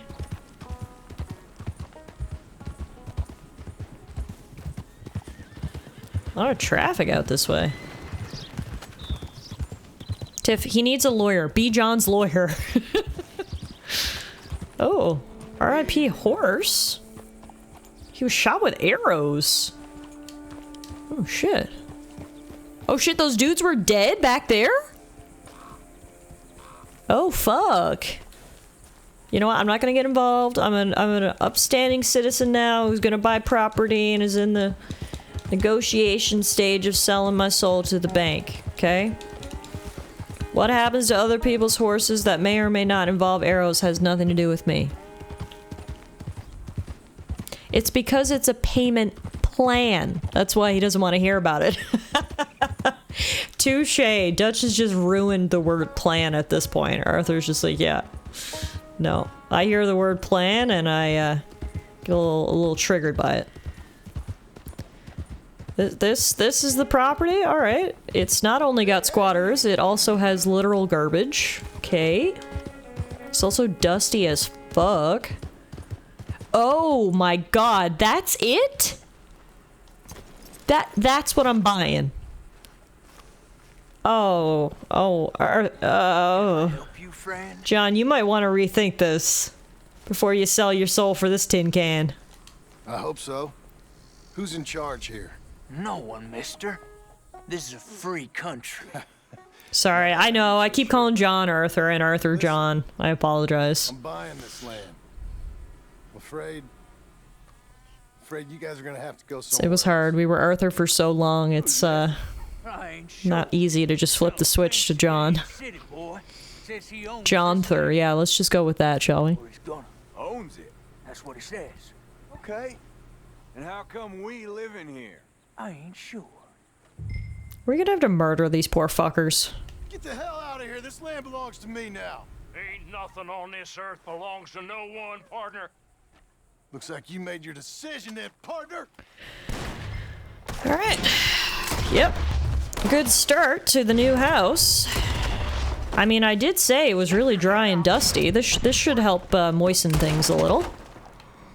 Beautiful. Beautiful. Let that blood soak in. It'll make the lands fertile for when we start planting. Alright, the tin can is ours now, motherfuckers. Let's go.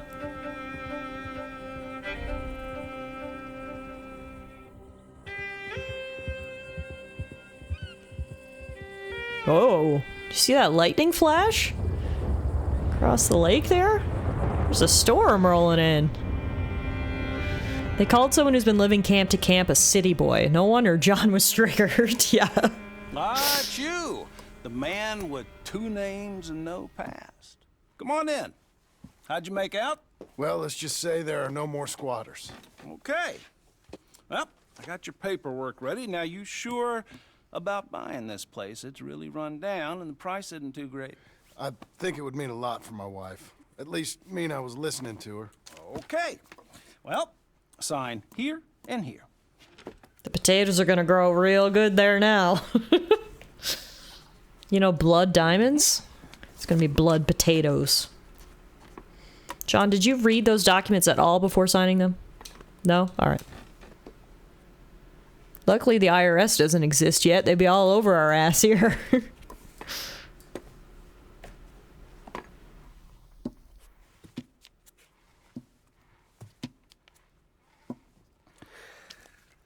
Now we own you, Mr. Marston, and we own Mr. Milton too, and we own your property. But you can buy your freedom each week. Eventually, you will be a homeowner. I understand. Well, at least he didn't mince words. You are now a real American, indebted and owned by the bank. I'm joking. They own me. They just own your property. Now, you can also use this line of credit for any home improvements you need to make, of course. I can? Sure. Be good, Mr. Marston. Welcome to home ownership. It's a beautiful thing. Let your wife know what to complain about. Just joking. Banks screwing over people since the 18th century. Let's be real now. None of us read any of that crap. Just a stamp here and a sign there. It is you. Yeah. Well, I never. Uncle? Dead, boy. I thought you were dead. The very same. Come here. The fuck you been doing the last 8 years? I saw you going into the bank, and by the looks of things, you ain't robbed it. I've gone straight. Oh, bull crap. No, for real. Well, I'm trying. All these years, you ain't changed a bit. Maybe a little bit. I thought you was dead. Not yet. Well, I got some things to take care No, of. not a problem. I'll come too. No, you don't have to. Oh, I'm real sick, John. Lumbago. It's a slow and painful death, my brother. Well, you had lumbago back in 1899, so clearly it's, yeah, pretty slow. Come on, then. Uncle's like a barnacle. He just latches on and you can't get rid of him. Wow, that's one face I didn't know we'd ever see again. Honestly, I'm more shocked that Uncle's even still alive than the fact we ran into him. I fucking love how it's canon that Uncle's the first zombie in Undead Nightmare. Oh, right! That's true, yeah. That's true, he is, isn't he? Come on, Uncle, can you ride straight? West. Oh, God, ain't you a man of few words? I can see we're headed west. You know, speaking in monosyllables don't make you seem interesting. It makes you seem stupid. I don't care how I sing. Well, now where west are we headed, you damn grunting fool? This ranch a ranch I bought just now. Is that what you were doing in the bank? Spending all your money? Oh, on a ranch in the armpit of West Elizabeth. Oh, my lord. Not that that's any of your... How does Uncle have a horse? Literally, how is he still alive with clothes on his back? Like, what has he been doing with no one to take care of him? No wonder he latches onto John the first second he sees him. He's like, oh, thank God someone to take care of me. Arrow says, I work for a bank and we just created a new flow that has a ton of verbiage on different pages. We spent some time making sure it looks good, and I was over in the corner going, no one's gonna read this. Yeah, Uncle's last name is Mooch. I just bought this place. And you're lucky I'm showing it to you and not looking for a place to bury you out here.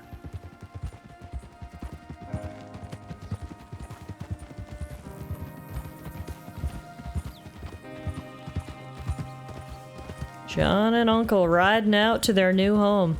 This part I do really like, because obviously when you play Red Dead 1, it's just like, who the fuck is Uncle? Like, why does Uncle live with them? But now you know, Uncle's nobody's real uncle. He's just some random floater mooch was with the gang and now is latched on to John, and you can't really get rid of him. He's kind of like herpes, you know?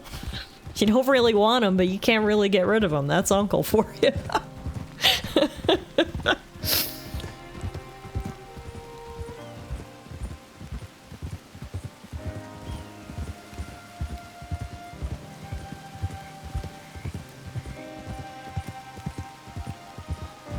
And like herpes, he keeps coming back. Even when installing games, there's a bunch of text I never read that I agree to. Could have said anything. Yeah, I think about that sometimes, because, no, even though I'm a lawyer, I don't read all those terms and conditions. I'm not that crazy. So yeah, who knows? I might have sold my soul multiple times over.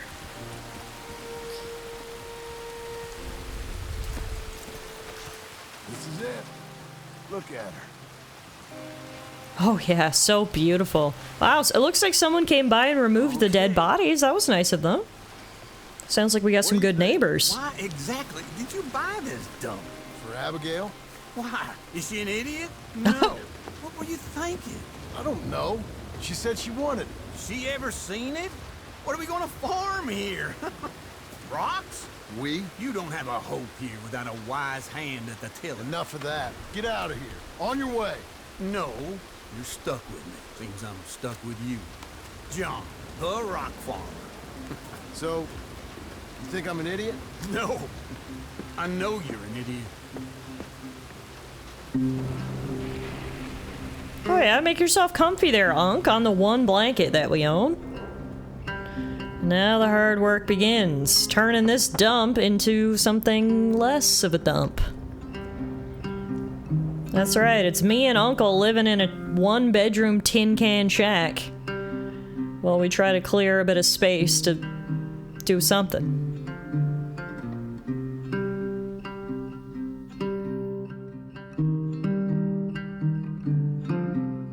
Welcome to Epilogue Part 2, Beecher's Hope. The rocks are gonna grow real good now that we got Uncle helping. No, I know you're an idiot with such a raw line. Hey, we know Arthur's pretty good at... John, sorry, I keep calling him Arthur. We know this man is pretty good at making fences.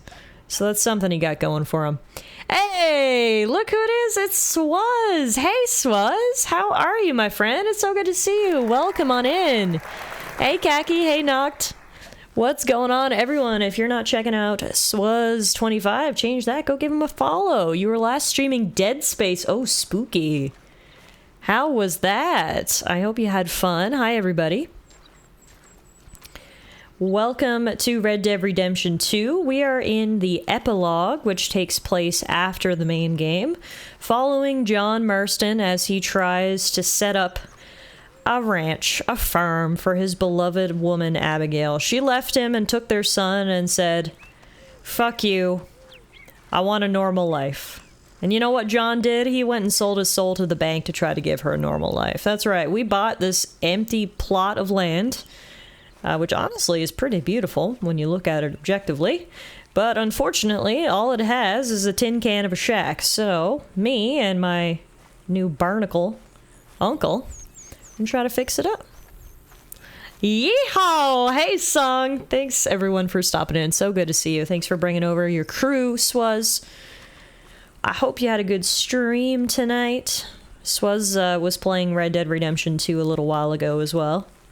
He was faster than me and finished it up, but we are almost done here. We're in part 2 of the interlude, so it won't be too much longer now. Yeah, Dead Space is scary as frick. I bet. I've heard scary things.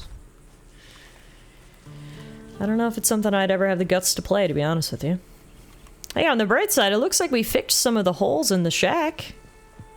It has 4 walls and a roof now, so that's an improvement. We'll take that. Still only got a blanket on the floor for Uncle to sleep on, but anyway. Working hard?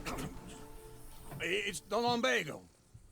It's always the lumbago. It's very serious. Get up or get out. You can be so testy. What is it? Constipation? Guess you're my proof I'll never quite outrun my sins. You got so sanctimonious in your old age. No wonder she left you. It's like rooming with the King James Bible. Get up! Ow! I'm getting up. Oh, no, wait, what did I have to tell you? I went into town. I got a little drunk. Oh, shit! Well, we gotta go. We gotta go to Saint Denis. Saint Denis? It's not exactly close. Alive, I reckon. Charles Smith alive? Really? I reckon. Unless I dreamed it all, and by the sound of it, not doing too good neither. What do you mean Charles is alive and not doing good? Alright, we're taking the train. That's a smart idea. We're not riding all the way over there.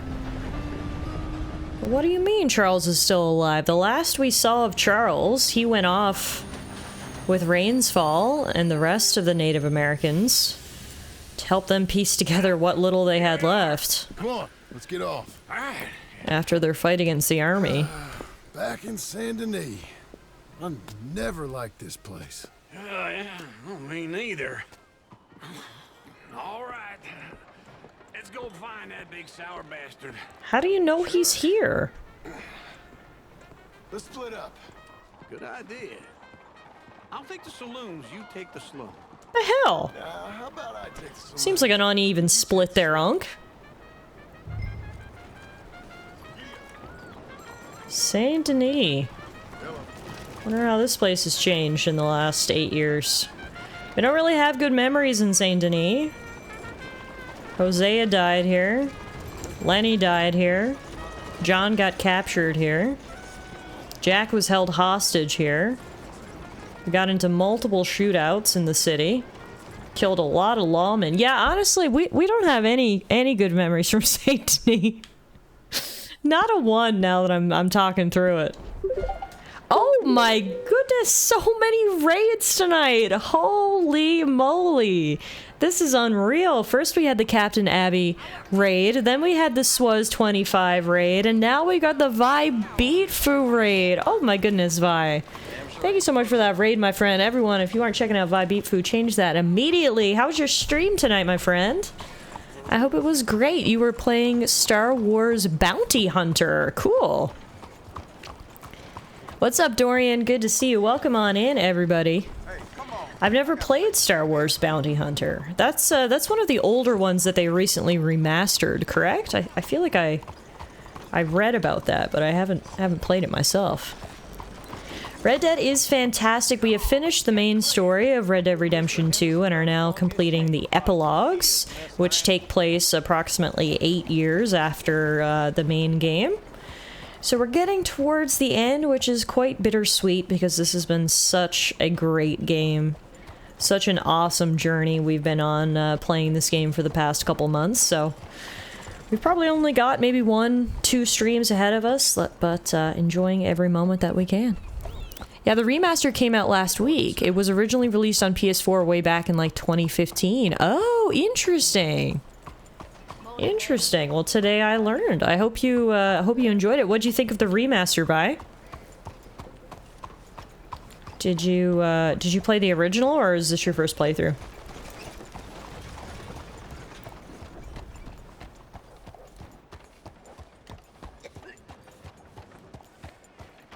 All right. Let's ask around in the saloon. Apparently one of our old friends, Charles, was spotted around here, and what better place to get information than over a glass of whiskey? Hello, good sir. I'm looking for information. Hey, partner. Seen a big Indian guy? Indian? Sure. I've seen hundreds. A big guy. Boxer, maybe? Likes fighting? Yeah. Bare knuckle guy. Think he's fighting tonight over at St. Saturnine's. Thank you. Thanks a lot. Charles is a boxer now. All right. It's my first playthrough. I like it. It can be brutal, though, and it's crashed on me a few times. Oh, I'm sorry to hear that, but I'm glad to hear you're having some fun. Okay, so it originally came out on PS2 back in the 2000s. Then it got remastered for PS4 in, like, 2015. And now it's been remastered again? Wow. I feel like you don't often see games getting remastered more than once. Although, as I say that, I immediately think of The Last of Us, which got remastered and remade, so never mind. But I still don't think it's a common occurrence. Even though I was able to think of an example right away. Oh, and Skyrim. Right, that too. Okay, maybe it happens more than you think.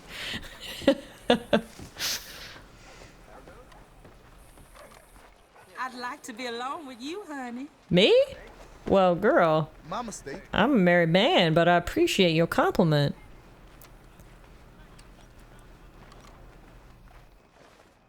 Oh, look at this raggedy old dog. Oh my god.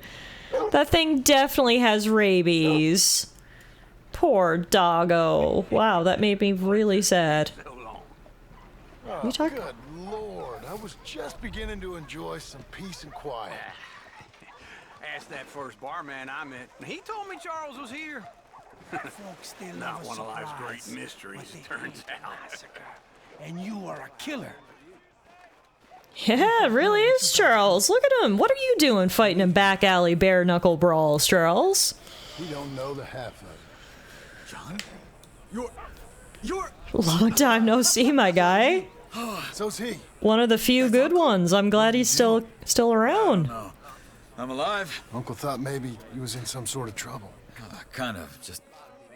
I don't know. I'm throwing fights for a few dollars. Throwing fights? Sure. And you like that? Of course not. So, let me go place a bet. Come on. Man, I thought you were dead. Sure. Abigail's still alive too, only she left me. Awkward. Excuse me. I'd like to place a bet. On who? On myself, to win. Lone Wolf. How much? All of this. Okay. Funny thing, I pegged you for the favorite, but the odds just got real good. What about you, sir? A little wager on the wolf here? Real redskin brave. But Charles said he throws fights, right? So we should be betting against Charles. You know what? I've seen him in better condition. I'll bet against him. Treat for you, an epic battle. Hopefully he doesn't get a change of heart here now and decides he wants to win the fight. So noble savage. On my left, a ferocious battler from the valleys, Simon of Wales. And on my right, an Indian Hercules. The savage, the untamable, the unbeaten, and dare I say unbeatable, lone wolf. You know how this works. No weapons, no forfeiting, no crime. What do you think? Do you think Charles is going to throw this fight? He said he's been doing it, but then he put a bet on himself. I don't know if that's just to shake suspicion a bit, though. Let's have a good fight, boys. Let's keep it clean, but not so clean.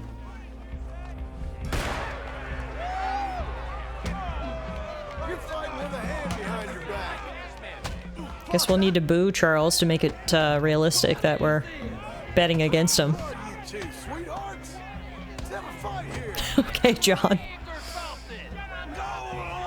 This is a good announcer, TBH. Racist, but fits the time. Charles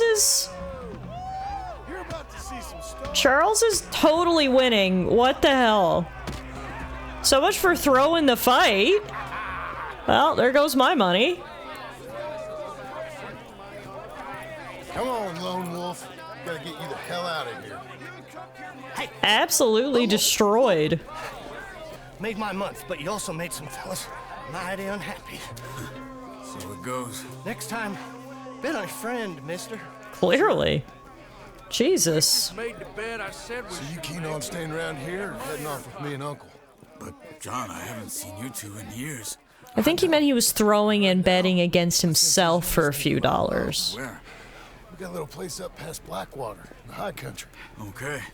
I gotta grab my baggage. I booked a steamer heading upriver. That's why I was pretending to throw the fight. Okay, boys. I'll meet you at the bridge outside Saint Denis. What are you doing? Oh, just have a few errands to run. You're useless. I am a deep thinker. Sure you are. Come on. All right, well, Charles is coming with us. That's nice. Charles is one of the few good guys remaining at the end of the Vanderlyn gang. It's good to see him again. You mean back then? Arthur helped me get out. Gave me a chance to live, I guess. You know that Arthur... Sure. Word got to me up north, so I went back and buried him in Miss Grimshaw. Oh, amazing! Charles buried him. And Miss Grimshaw, rest in peace. We kind of forgot about her in the chaos that happened. Micah killed her, too. Pretty hillside, facing the evening sun. He gave me his satchel with some of his things in it. Remember that journal he always drew in? I got it. I'm a bit of a draftsman myself nowadays. He was a good man. As much as any of us could be. Getting sick like that has to rattle a fella. Rattle him or give him some kind of understanding. Both, to be honest. Really all about Rattled him until he was able to find understanding. That makes sense. Anyway, I heard all you were dead. Or I might have come looking. And me, the same about you. Dutch? Who knows? Dead? Maybe? I'm not sure. I heard all kind of things, but one thing I know, he ain't around here. I ain't heard nothing real in years since, well, that time. Nor me. Micah? I hope that bastard's dead. You know, he was the one speaking to them agents. What? Putting them on us the whole time. Or since before I got off Sisika. They picked up Strauss. The agents. Made a real mess of him. I heard he died in custody. Never said a word. Oh, shit. Guess some folk are strong in ways you can't see. Everything that happened. All those deaths. Micah? None of us is innocent in that. Dutch, least of all. But I don't think we would have had to make those calls. All that mayhem. If it wasn't for... Okay. Hold on. What? Careful. Why? Those are Guido Martelli's men. Who? He used to work for Angelo Bronte. I've only been here an hour. Hey. Come over here. What now? Well, I see the mob is still in business. Yeah, looking like they're going for a good old-fashioned fist fight. Nope, not fists. Guns. you couldn't have thrown that fight. Evidently. Gangsters are moving in now that there's no cowboys around. Yep. That's usually what happens. There's a power vacuum. If it's not one crime organization, it'll be another. Come on, John. I'll drive. Guess I'll get in the front seat, not the back. There we go. Also, I love how he has a whole wagon for one suitcase. Over the bridge going out of town. Seems a little overkill, but alright. Hold on. Space for your luggage, I guess. You see any law? Not yet. Keep your eye out. Saint Denis ain't short on police. It never was. Remember that. Only too well. Yeah. Anyone? Good so far. The further we get from those gunshots, better chance we have. Of denying it, at least. No. We can't get caught. Martelli has the police chief in his Oh, pocket. well, just add that to our list of crimes. Hit and run. I don't want to get in a shootout over I will have you guys know I am not driving right now, so that was not my fault. That was all Charles. I don't want that either. You see anything? I think we're clear. If I ever want to go back, remind me that I hate Saint Denis. Guido Martelli will happily remind you of that. Give me some simple folk and wide open spaces. Speaking of simple, Hit and run, trample, and scramble. Uncle, where the fuck were you? Getting up to no good? kind of. Been getting shot at. Well, they weren't very good shots. Come on, let's head for home. We gotta ride all the way back to Blackwater now? It's gonna be a full day's ride. Luckily, the screen fades to black. We get to fast travel there while looking at the clouds.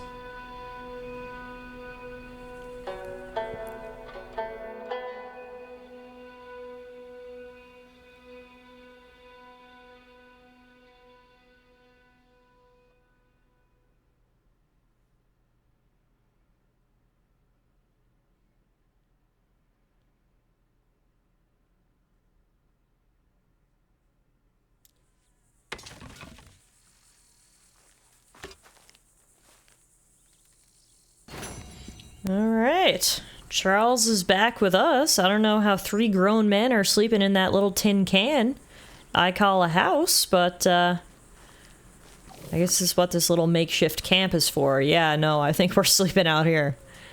That makes more sense. Someone was eating soup. We got whiskey. Oh, this place isn't so bad. We got little stools. It's like the good old days. Out in the camp. Wow. That stew has so much meat and vegetables in it. It's actually quite hearty. I don't know why no one's eating that. Alright. So we've got a quest for Uncle right here on the farm. And then where was our other quest? Oh, for Sadie. Apparently Sadie says she wants to meet me in Blackwater. I don't know when she told me that, but somehow word reached me, I guess, because the quest is now on my map. Unfortunately for us, the farm still looks dusty as ever. Guess you gotta take one thing at a time. At least now we got a strong pair of helping hands in Charles. He should probably be a little bit more helpful than Uncle. Feels like old times. It's good to have the old gang back together again. Let's just hope things don't turn out like last time. Here he goes. What'd I tell you, Charles? Boy is as sour as weak old milk. No wonder she didn't stay with you. Not even a retired $2 whore would stay with you. That's the goddamn truth. Wow, thanks, you Uncle. Used to be decent company, but now you're worse than a snake with a toothache. Wow, All he does thanks, is Uncle. whine, Excuse me. Go get your own place to live if you're just gonna insult me. You're hopeless. And I mean that literally. You got no hope. I mean, look at you. Look at this place. Your dream home. I've had better nightmares than this dream. Oh, darling Abigail, I've changed. Come live Uncle, with if me you in don't a watch it, you're gonna get a house I fist to the wouldn't ask face my here worst soon. enemy to take a shit in. What are you trying to say? It's awful. It's a dump. The house has gotta go. Get some self-respect, you miserable sack of shit. Build a house so the lady'd set foot I don't disagree with what Uncle is saying, but the delivery could use a little work, you know? woman would touch this place. Now, It absolutely is a sack of shit, and no woman would live in that place, but, you know, we could, be a little gentler with the delivery. Horses will pull it clean down. We good? I think so. All right. Well, let's get going. Time for a good old demolition derby. Got this, John? I'll go when you do.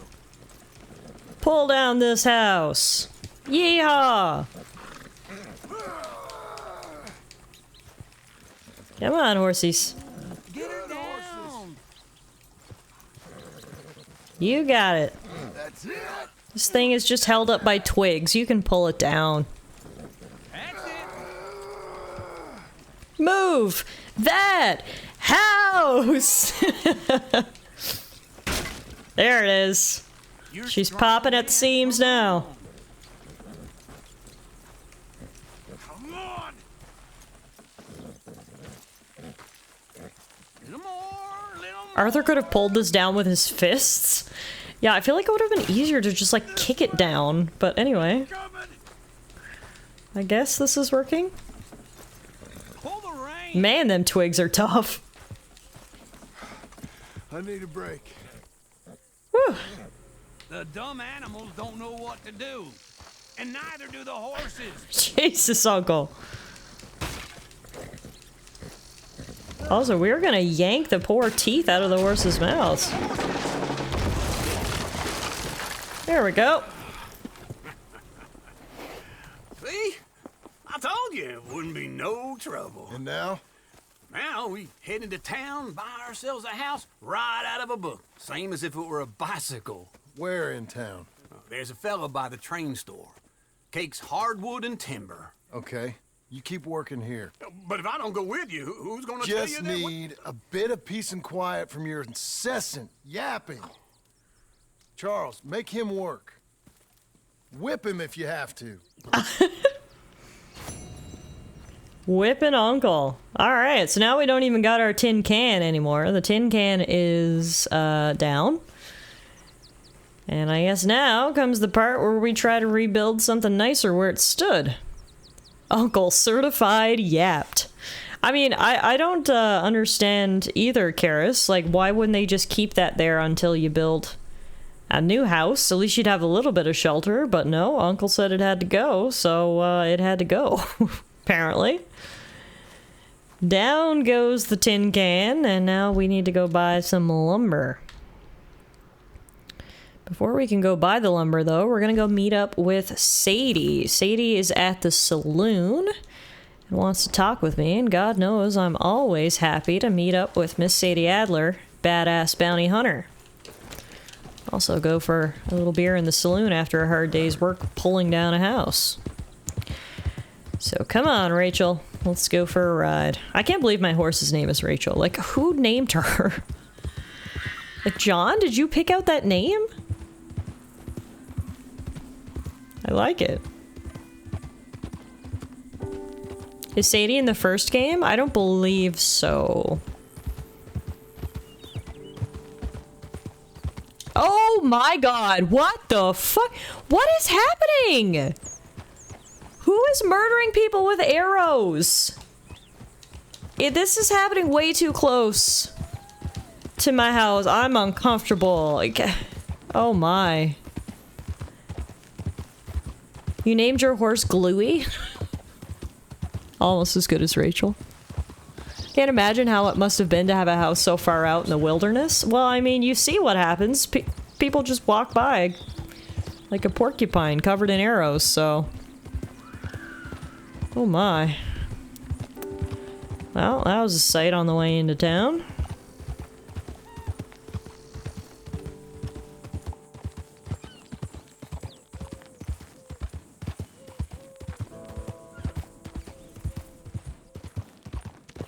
Were they murdering or defending? That's a good point. That's a good point.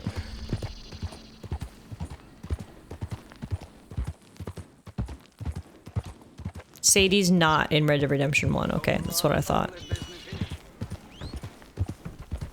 It's just a Boromir cosplay, nothing serious. Nice, Karis, nice.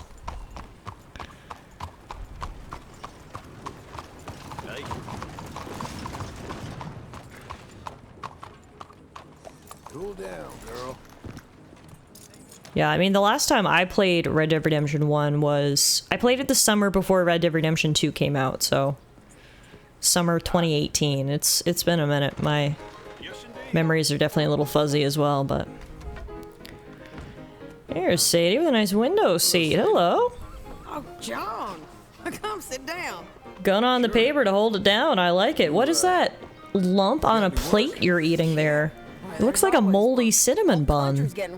Also, the neck of that beer bottle looks very phallic. In this world, except bastards, victims of bastards, and the bastards who want to put the bastards in the ground.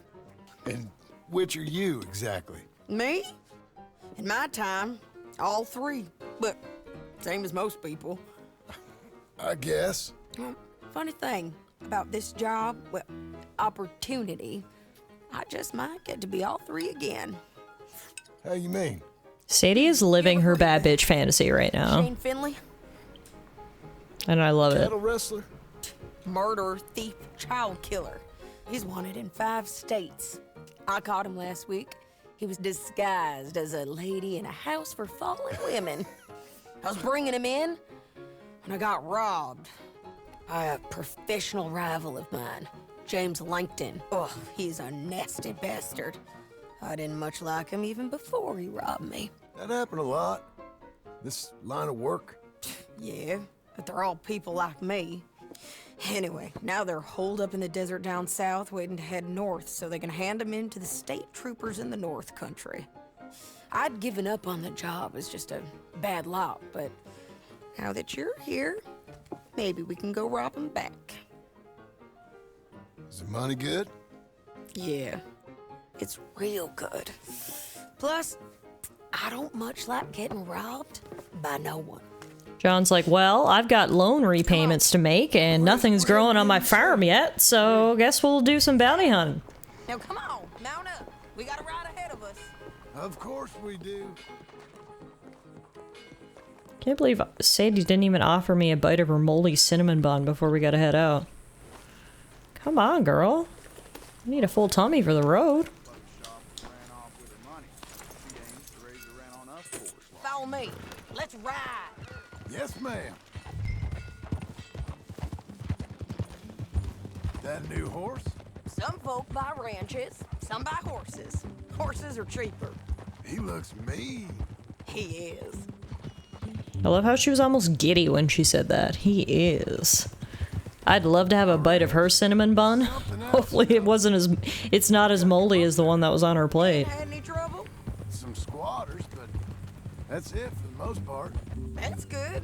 Maybe these fellers I heard about have stayed north or gone off somewhere else or dropped down dead in their own tracks. It's good country. All country is good.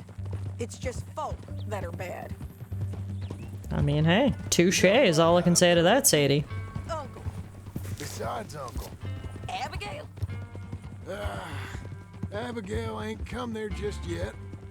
Really? You, wanna talk about it? Well, maybe, but Charles It was like painful for Sadie to offer to talk about emotions and feelings. Yeah, he's doing okay. He was prize fighting in Saint Denis. Weren't seeming too well.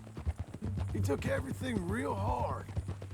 But I think life on the plains is gonna be good for him. I always liked Charles. You send him my best. I will. You know, you can come along too.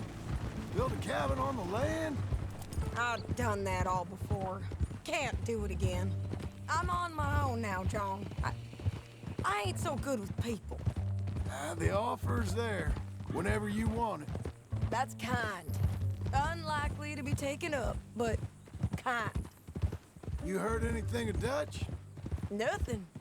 You? No. You'd think. He's a colorful character. Word would get out. That's one way of putting it. I want to know what happened to the widowed frontier lady. Oh, that's a good point. Maybe we should ride up to her cabin. See if she's still there. Blanket round me after the Charlotte, I think her name was. That weren't the same man at Beaver Hollow. And now, he might not be so colorful no more. I care about her more than most people. Yeah, touche. She was one of the select few good ones. That's a great idea, actually. We should ride up and see if she's still there. We was fools to follow him. I was a fool and I paid for it. And I was one of the lucky ones. Micah, John. Micah's the one who set it off. I blame me for following Dutch for too long, but I blame Micah for most everything else. He's out there. And someday, I hope we'll find him. But not now. Come on.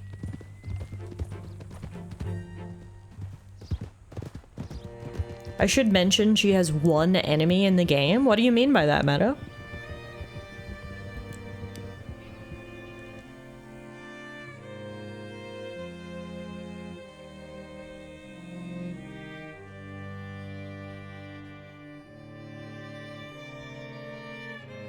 There's a spot up ahead where we can see over most of the country. They'll be down there. God, it's friggin' beautiful over here. And this is closer to where the first game takes place, to the west of Blackwater. In Red Dead Redemption 1, Blackwater was the furthest east you could go, so the further west we go, the more reminiscent of Red Dead Redemption 1 it gets. So the giving back part is optimistic. I'm forever the optimist. Something may happen to her? Oh god, okay, well we definitely need to go visit then. You know, I've been doing some bounty hunting of my own since I last saw you. I ain't gonna make a habit of it. We cut off here. I love how Sadie gave no reply. She's like, I don't give a fuck if you've been doing your own bounty hunting. John, you can keep that to yourself. Holy, what a view. Look at this. Whew. It's a view, all right. Yeah, that's what I said. It's a view, all right. Come on, let's go take a look down in the valley.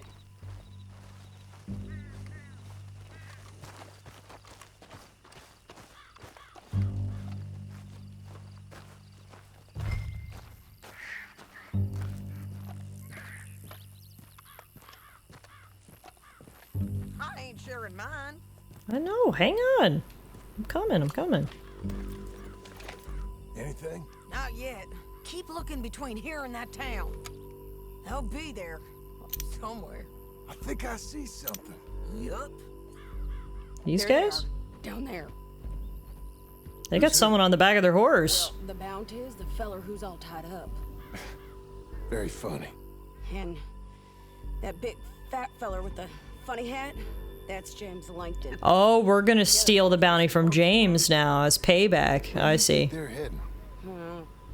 Come on. Let's go follow him.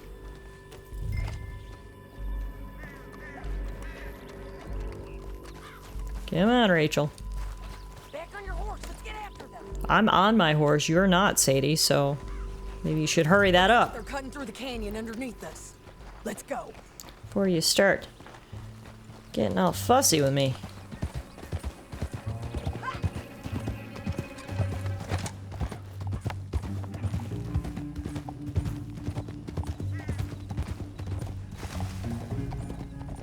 They'll be coming through here. Okay, how are we getting down there?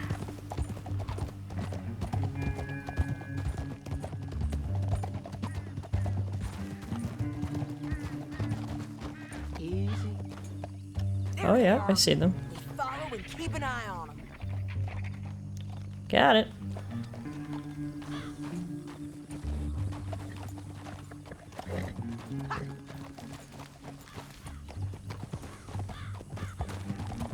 So dusty. It's hard to see down in that canyon. An ambush at the pass. How original. You won't get north through here? What are you doing, huh? Is this a setup? You talking to me? Is it a trap? Sorry, I ain't used to having anyone with me. If it's a dead end and they're leading us right in here, it's a bad sign. My guess is they'll stop up ahead. We can get a better look at them. You know his thinking pretty well. If you can't outgun them, you gotta outthink them. Fair enough.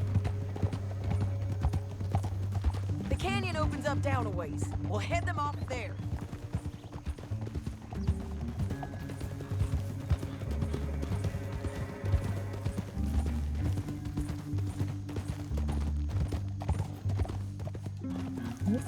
Hit a rock.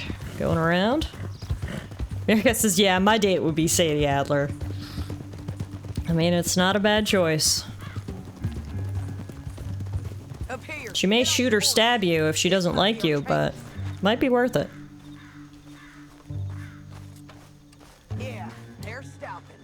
And that sure is Shane Finley coming off the back of his horse. What are they waiting for? The rest of Langton's men, I think. Langton's doing pretty well for himself. How come he's got all them men and you work alone? I got you. You're worth 10 of them. Oh, thanks, Sadie. I gotta run, Tallara. Thanks for hosting my people. Of course, of course. Thanks for bringing everyone over, Swaz. Enjoy the rest of your evening. It's great to see you as always, and take care. Opportunity, but it's your call. Honestly, let's just shoot him. Let's just start shooting. Maybe they'll all run off. Yeah, they'll scatter right away. I'm going over here. Over where?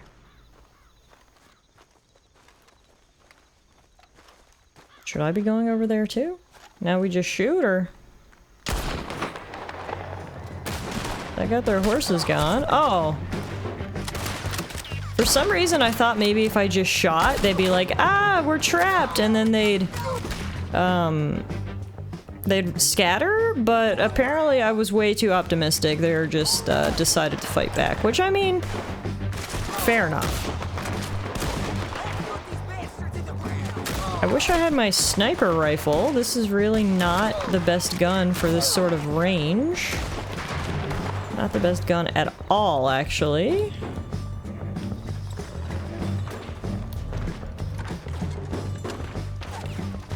There is only one rock for us to hide behind. Oh, okay, there's more.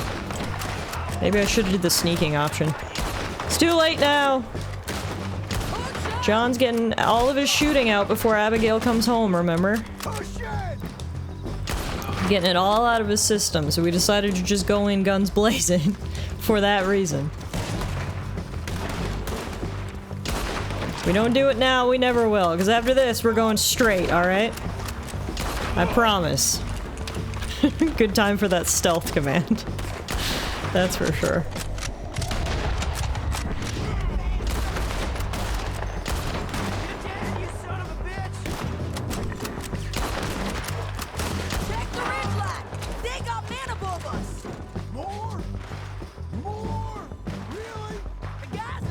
Murder, I wish I could quit you. John Marston. Wow, we're doing a lot just for Sadie to get revenge on her rival here. Literally, how many men does this guy employ? This is impressive at this point. He's got such a payroll. I thought bounty hunters normally worked alone. Clearly not this guy. He's got a whole fucking village helping him out.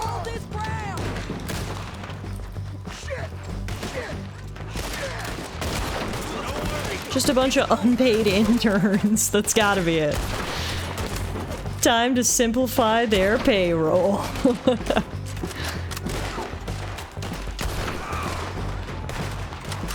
That's alright. I'm actually doing you a favor, whatever your name is. You'll thank me later, when it's tax season.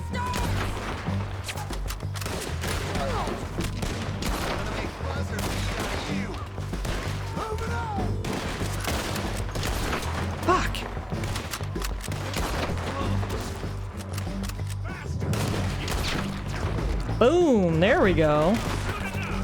Holy fuck, there's so many of them! Yeah, we really should have gone stealth, but anyway. Too late for regrets! Must focus on shooting! At least we got the high ground. Against these poor fucks, oh god. Also, good thing we've got Arthur's health cure stash. Gotta get down closer. It's too hard to see all this dust. What do you think I'm doing? I'm literally going down here right now.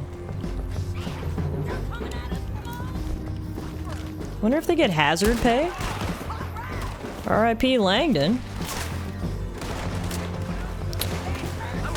Whoa! Whoa!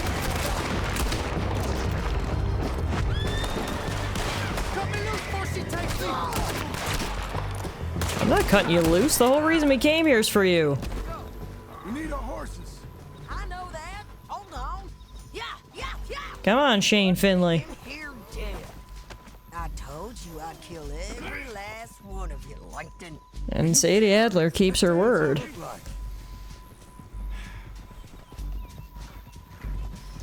Well, we just killed about 30 people, so I hope this bounty is worth it. On a price per head basis, I hope we're getting good pay here. Is anyone else flustered now?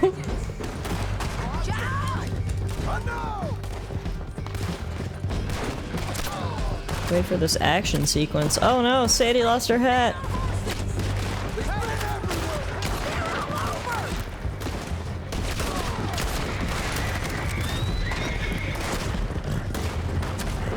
I like mean women, sis Meadow.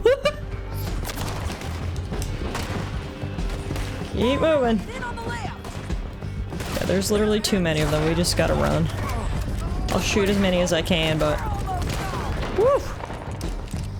Almost out. This was not the ideal place for us. We get really boxed in here. I'm riding! Past these cacti! Woo! Sadie Adler never quits on revenge. Doesn't matter how hard it's gonna be. If she swears revenge on you, goddamn, she's gonna get it. Murdered that guy, his entire squad, and stole his bounty. The poor guy tied up is just like, what am I doing here? I'm just in the middle of this. There'll be a bucket in your cell. I'm serious. Yep, and so am I. Hit him, John, please. Hey, you don't need to do that just because she told you to. I don't need to be hit. I just want to be treated civil. Shut it. Sorry, sir. I listened to Sadie. You heard the lady. Thank you. I still protest my innocence. This woman ripped me out of my bed, kidnapped me, then let Langton kidnap me, then you killed them all and kidnapped me back. I'm the victim here. You've surely been through it, bud. John, would you be so kind as to shut him up? Yes, Miss Adler. Whatever you say, Mrs. Adler. Let me speak my piece. There's no call to hit me, mister. Listen to him squirm. Jesus. Bad dog. That's it. Bounty work ain't easy, John. No, but I can see now it has its rewards. That's a whole lot easier with a partner. That back there, you didn't need a partner. You needed a whole company behind you. We did fine. And with Langton and his men gone, there'll be more demand for our service. Sadie, you know I'm a rancher now. Mostly. Mostly being the key word. You're paying for your ranch. Don't spread that around. Hey, I won't. But it would be good to have you along some more. Yeah, we'll see. Maybe. Look at all these electric lights. Fancy, fancy Blackwater. Alright, police department. Grab him and bring him in, John. Sure. Time for you to get some rest, Shane. I know you've been through a lot the past couple days between all the shooting and robbing and stealing and kidnapping. Great. Let's put him in the cell. I love Sadie just kicks back like she's fucking owning the place. I'm sure this isn't her first stop here at the Blackwater jail. Welcome home, Shane Finley. I object to this. Do you? Put him up. We're gonna watch you swing. What for? I didn't do anything. Nothing. It's all Yeah. I thought you said you lost him. Well, I did, but we got him back. Oh, and James Langton's dead. We killed him. You do a thing like that? It was him that robbed me. She don't mind telling the coppers, and it seems like they don't mind that she did it. There's a decent price on Finley. Mm-hmm, I know. He's like, Jesus Christ, what a woman. No, I'll take it myself. Okay, Jim Milton. Honesty and integrity. John Marston here. All right, well, if you need any more work, you can find me in town. Or maybe I'll find you. I'm retired. Sure. Be well, John. Wow, $200.